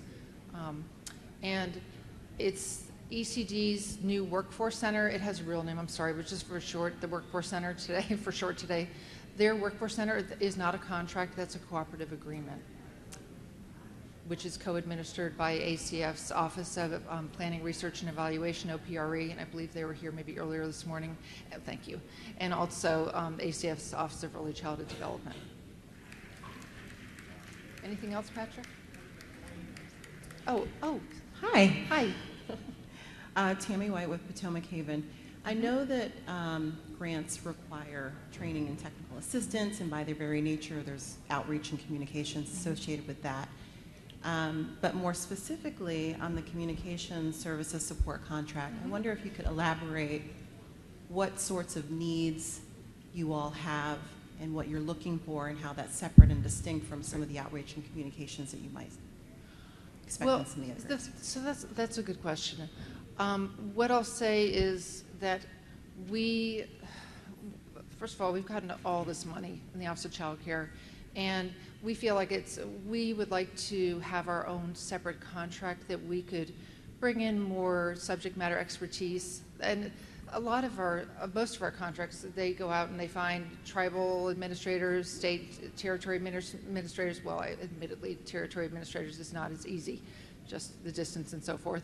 But we, with all this money and with such an engaged administration and other places, GAO and OIG evaluations, the good side, you know, we want to be able to tell our story and to do it in a more impactful way and to have tools on site to do that, as opposed to relying on contractors to help us with those types of things that may not, the timing may not work out based on what some of their tasks are. This way, it's almost like it's something Anne Marie and I are looking forward to working on together. We'll have the opportunity to do things in a more flexible and a nimble way through this communication support center. Okay, thank you. You're welcome. Thank you for the question. Folks, any more questions? Patrick, online? Thank you, ma'am. Okay, you're welcome. Yeah. Thank you all very much for coming.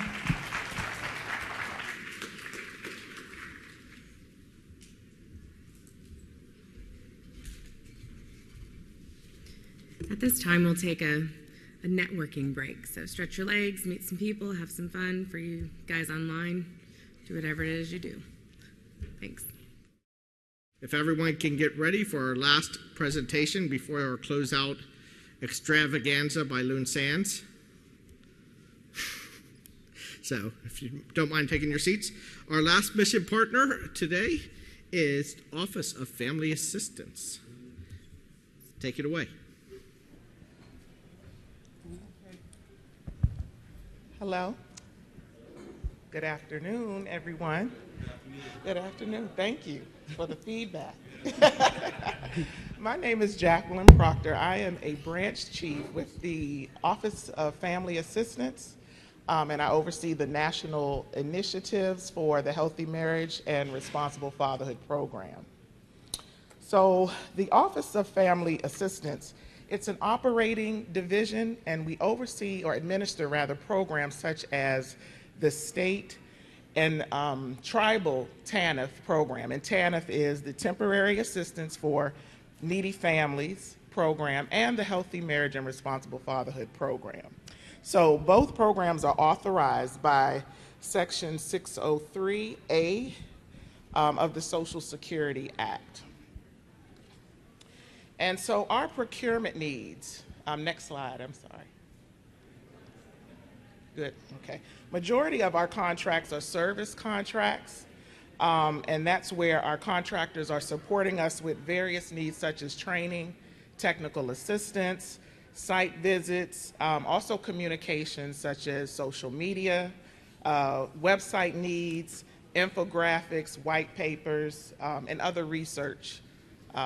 So that's mainly what our contracts are, service contracts. Next slide, please. And we are now the Fed Innovation Division, and that is the Family and Economic Stability Demonstration and Innovation Division. And under this division, we have 6 contracts, but I'll just break that down. So we're in the Office of Family Assistance, our office director, Ann Flagg. We also have our division director, who you all, if you stayed for the panel, met, Seth Chamberlain. And then under this division, there are 4 branches. So we have the TA and Tech Transfer branch. There's the Grant Support and Innovation branch. That's the Southeast branch, I'm sorry. And then there's the Grant Support and Innovation branch, and that's with the Northwest. And then National Initiatives branch, which I oversee. And so you'll see on the slide there's 6 contracts. So the National Responsible Fatherhood Clearinghouse, that is under the National Initiatives branch. And then there's the HMRF Improvement Project. You'll see TA, Technical Assistance. That is under the TA Tech Transfer branch. The HMRF Tech Transfer under the TA and Tech Transfer branch. And then the Healthy Marriage social media presence, that is under my branch, National Initiatives. And then there is the National Responsible Fatherhood Work Group. That falls under the Grant Support and Innovation branch, South and East. And then there is the OFA Professional Support and Consultant Personnel Services, and that's under our Fed Innovation Division, but that contractor provides support throughout all branches. Next slide, please. So in the Healthy Marriage and Responsible Fatherhood program, we have 3 programs that we fund. The first one is Ready for Life, and that's the acronym for Relationships, Education, Advancement, and Development for Youth for Life. And this project serves youth ages 14 to 17 and adolescents, young adults, ages 18 to 24. We also have Fatherhood Fire, where we serve fathers 18 and older. And the acronym for, that's the acronym, I'm sorry, but it stands for Family Focused, Interconnected, Resilient, and Essential Fatherhood Fire. Then our third program is Frameworks, which serves adults 18 and older, and Frameworks is the acronym for Family, Relationships, and Marriage Education Works. And the goals of each funding or project, if you will, is to improve healthy relationships and marriage skills, also to improve responsible parenting and co-parenting, and progress toward greater economic stability. Next slide, please.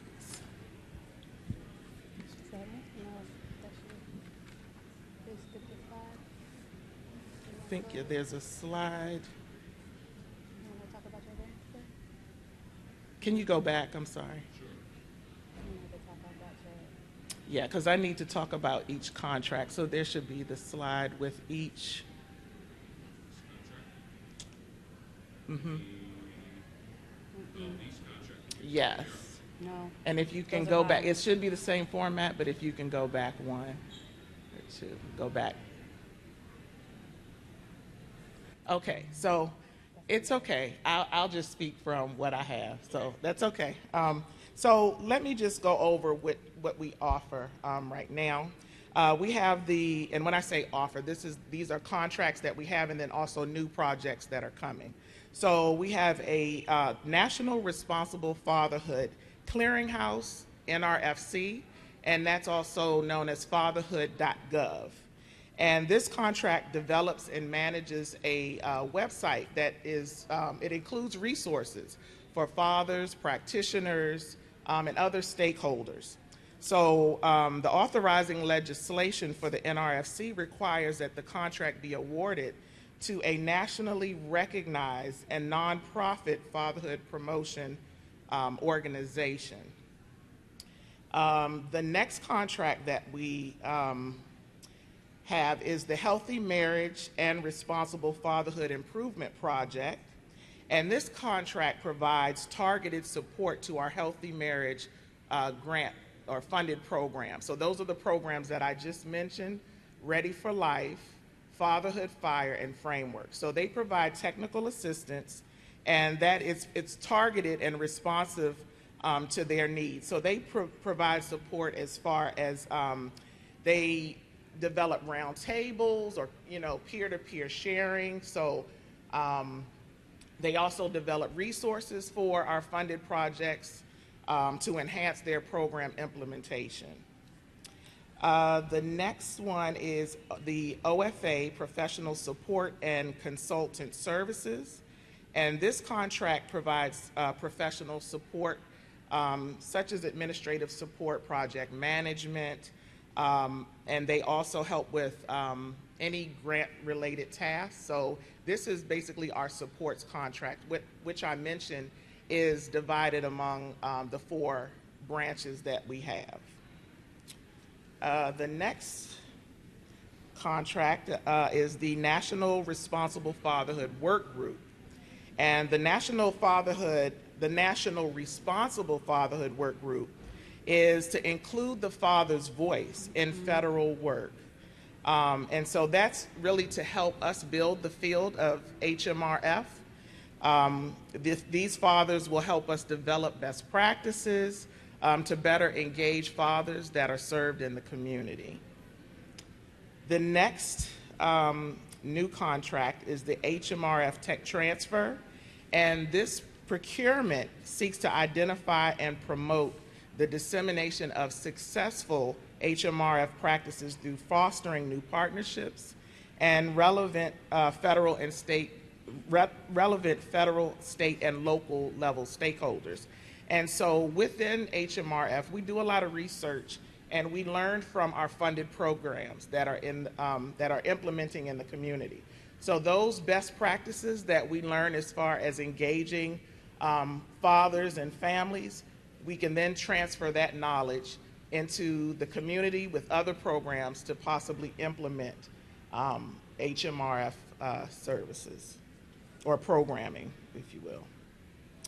Then we have the Healthy Relationships social media presence.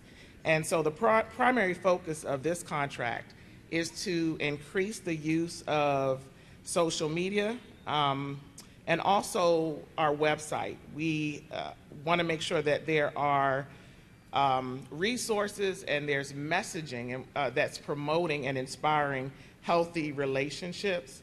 So that's the primary focus of the Healthy Relationships social media presence contract. So I just want to go back because the two new procurements that we have, the one I just mentioned, the Healthy Relationships social media presence, that will be new and an upcoming opportunity. And then the HMRF Tech Transfer, that will also be a new opportunity. And I don't know if these slides will be available later and updated. Okay, and that way you all will be able to see what I'm sharing, but at the end, if you have questions, I can go over that information. And let me see, at this point, I will turn it over to my colleague, Lizeth Hester. Okay. You might have to go back a slide. Probably one more. Thank you. Hi, good afternoon, everyone. My name is Lizeth Hester. I'm a program specialist with the Office of Family Assistance. I work under the Division of TANF Technical Assistance and Special Initiatives. We go by TASI is our short acronym. Our program is hubbed under OFA. Our director, as Jacqueline said, is Ann Flagg. Our division director is Lisa Washington Thomas. And we have 4 program specialists that sit under this group. And so we have 6 contracts that are hubbed underneath us. That would be Building Race Equity, Infrastructure, and TANF programs, which we love acronyms here at the government. So BRIGHT, Pandemic Emergency Assistance Fund, PEEF, Peer TA, Project Improve, TANF Learning Community, which it goes by TLC, and State and Tribal Technical Assistance and Resources, which we call STAR. Next slide, please. So the Office of Family Assistance, Division of TANF and Technical Assistance and Special Initiatives, essentially what we do is we support the Office of Family Assistance Director's Office. We focus on helping lift any OFA priorities along with paralleling ACF priorities that may come through. We identify and support innovative approaches with a focus on evidence-informed based practices to improve employment outcomes among TANF participants and other safety net programs. We identify and share practices that encourage diversity, equity, and inclusion in TANF programs. We assist TANF program stakeholders, the participants, in identifying ongoing challenges, develop responsive strategies, and link those stakeholders and programs and participants to resources. As well, we support TANF programs in development of comprehensive approaches to increase family economic security and stability by designing and implementing programs that focus on parental economic independence and child and family well-being. So with us holding these 6 contracts, we really want to bridge the gap between TANF research, policy, and practice. As Jacqueline mentioned previously, a lot of the products that we put out for our office usually have to deal with either white papers, briefs, round tables, community exchanges, policy academies, site visits, workshops. We moderate teleconferences.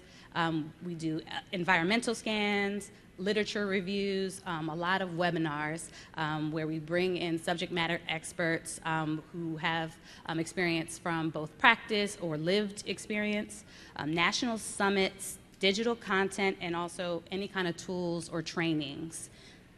Next slide, please.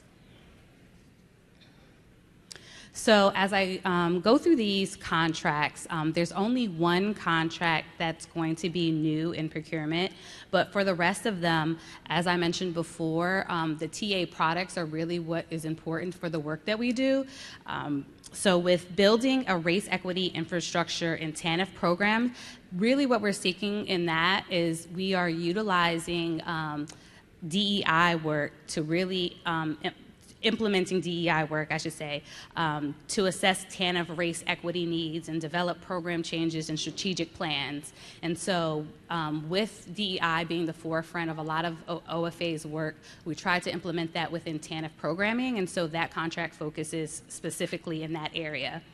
Next, we have Pandemic Emergency Assistance TA Fund, and this contract essentially was for states, tribes, and 5 territories, and they were administering PEEF.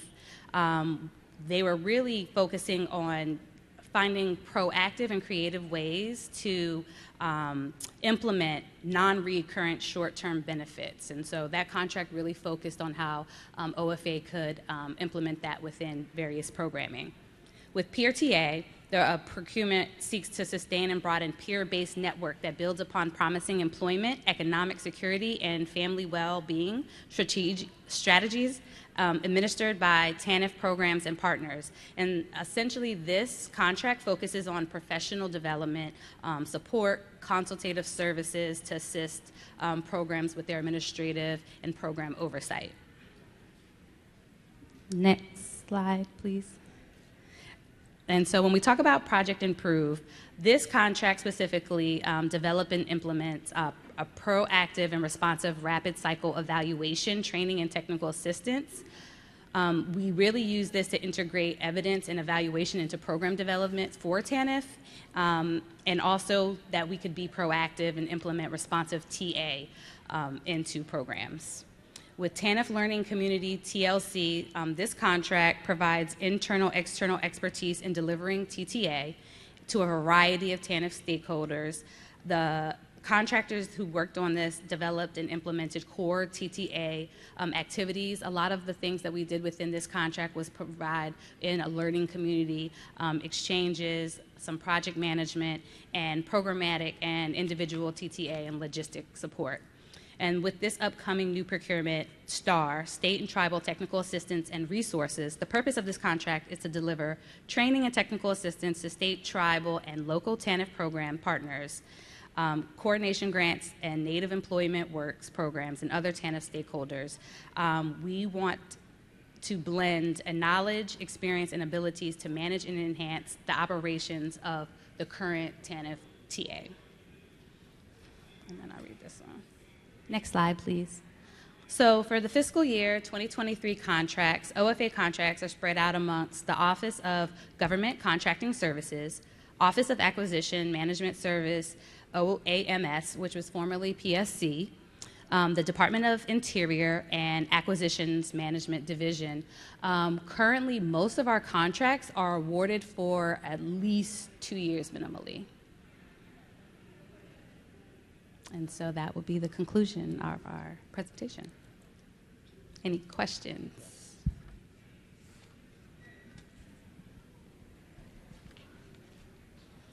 Hello, thank you so much for your presentation. My name is Anastasia Mata from Ad Hoc LLC. And I just have a question around equity. We've seen a lot of the offices mention contracts that center around equity. Is there an effort across all of your offices to have a common definition of equity? And if so, could you share with us what that is? Ooh, I don't know it offhand. Yeah, I don't know it offhand, but I would say that on the HHS website, and for us, I know it's stated in our ACF priorities, it is defined there. So that's the common definition. I can't recite it offhand, but I would just say to visit the ACF website, and you'll see the priorities and how we define equity on the website. The reason I'm asking this is just as we look at these RFIs, just want to make sure that we are looking, the definition is consistent. I think kind of seen different definitions in different places. That's why I'm asking this question. It's not whether it exists at HHS. Do you guys talk amongst yourself to ensure that the contracting officers have the same definition? I can speak to, at least for our Office of Family Assistance, that we are working very hard in terms of we have our own DEI work group, so we are all on one accord in terms of how we define equity per se. We're kind of working on a narrative guide that really focuses on language and how we define within our own office terms and languaging. But I would say, for me and Jacqueline's, both of our offices, just OFA as a whole, we are concise as a group. It's not different, siloed work within our agency of terminology. But I would say, like Jacqueline said, you might have to go to the HHS website to really get what the equity definition is, because it might vary across the board, though. You are right. Thank you. You're welcome. One more question regarding digital services. So all of the contracts that you guys have coming up, are there multiple contracts that will have a digital service component? And if so, can you elaborate on that? Thank you. Okay, so I know I mentioned the National Responsible Fatherhood Clearinghouse, and that's fatherhood.gov. So just as a reference, if you'll see the website there, and it also comes with a social media component, and so there's also the Healthy Relationships social media presence. That is also a new opportunity that's coming, and it's basically it's going to focus on social media and a website, and those are like the only two I would say for us. I don't know, Lizette, if you wanted to elaborate. I was going to say, for our contracts that we have, for the most part, it's usually social media. So it's either managing social media or uploading on social media. But we also do have a website. I don't think that's hubbed under our new procurement, but for the most part, it's usually social media based, the projects that we have that are digitalized.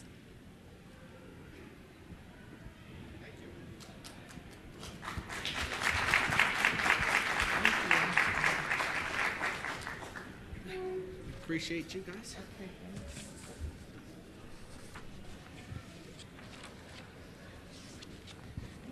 Give them a second to gather their things. So, just as a reminder to all those online as well as here, we will be sending out the slides next week. We will be sending out contact information for the presenters. Or if it's not the actual presenter, whoever in that office will take the questions. They had the org chart for GCS in there. We also will be, once the YouTube, however they do it, is rendered for a repeat, we'll be sending out that information. It should be next week also. So if you want to catch what you missed or watch it again and just for fun and entertainment purposes, you can do that. So you can stay there if you want, though. We'll stay all day. Okay. All right. So let me just introduce Loon Sands, our Director of Contracts. She's going to close this out with a few songs. I did try out for American Idol back in my younger days. Just kidding. But I'm really not kidding. Okay. First off, thank you all for participating in ACF's GCS 2023 APBI. I know that was a whole lot of acronyms, but we have spent 3 days together, so I think you guys all know what those acronyms means by now. We here at ACF are hopeful that you all found this experience enlightening. If you all walk out today knowing more than when you walked in 3 days ago, you are already winners. The last 3 days have been designed to provide valuable information about ACF's mission, to provide networking opportunities, and to hear your concerns. We've done all of those 3 items. During the last 3 days, you were introduced to ACF's leadership. You were introduced to the Assistant Secretary of ACF, the Deputy Assistant Secretary of OA, the HHS Assistant Secretary and Senior Procurement Executive, Executive Director of Acquisition and HCA, several mission partners, AKA PMOs. You guys heard the term mission partners, just want to give you that definition now. You met with CEOs, CS, branch chiefs, division chiefs, and directors. We have had productive discussions and engagements that tackled issues of the utmost importance to ACF. You heard about 3 very important topics during our table discussions. Who here can tell me what those 3 panel discussion topics were? It's a pop quiz, guys.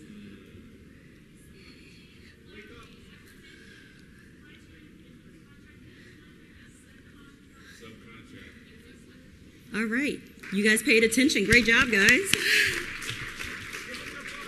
Their prize is they can get on John's and I's calendar for 30 minutes. Meet with us afterwards, okay? Okay. We are hopeful that you gain more insight after those discussions. For example, you heard about our issues with subcontracting plans during the subcontracting panel. Here's a high-level summary of what you should have got out of that. Submit a subcontracting plan if it's required. Simple enough, right? Adhere to your subcontracting plan. Submit proper subcontracting reports. Sounds easy, right? But when there are so many requirements in a contract, things get lost. But we hope that APBI brought these concerns back to the forefront. We have openly discussed challenges and opportunities. We are confident that the ideas and thoughts generated during our discussions will help shape our procurements. It is our hope that the relationships established during this conference will continue to strengthen, facilitating ongoing collaborations in our efforts to promote the economic and social well-being of children, families, and communities. We hope that the last 3 days have shown everyone here that ACF is invested and committed. Today is just the beginning of a growing partnership, and I know we will hear from you all in the upcoming days and weeks. Actually, I have already received emails from some of you all today, yesterday, and the day before during APBI, and I welcome your eagerness to partner with us. Speaking of thank youing everyone here, I want to express my gratitude to the various speakers for their insightful and thought-provoking contributions. I would like to extend many thanks to the APBI team for their tireless efforts in making this conference a success.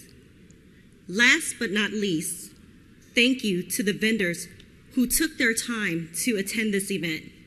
Those who attended virtually, 800 virtual attendees, just to let you guys all know.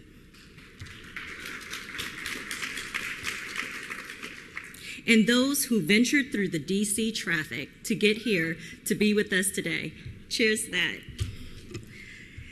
You could be spending your time elsewhere, but you chose to invest your time here with us. And that does not go unnoticed. Again, thank you all for your participation, your dedication, and commitment to ACF. We look forward to continued engagement in the years to come and potentially working with you all. Closing out such a fantastic event has been an honor and a privilege. Safe travels, everyone. Thank you.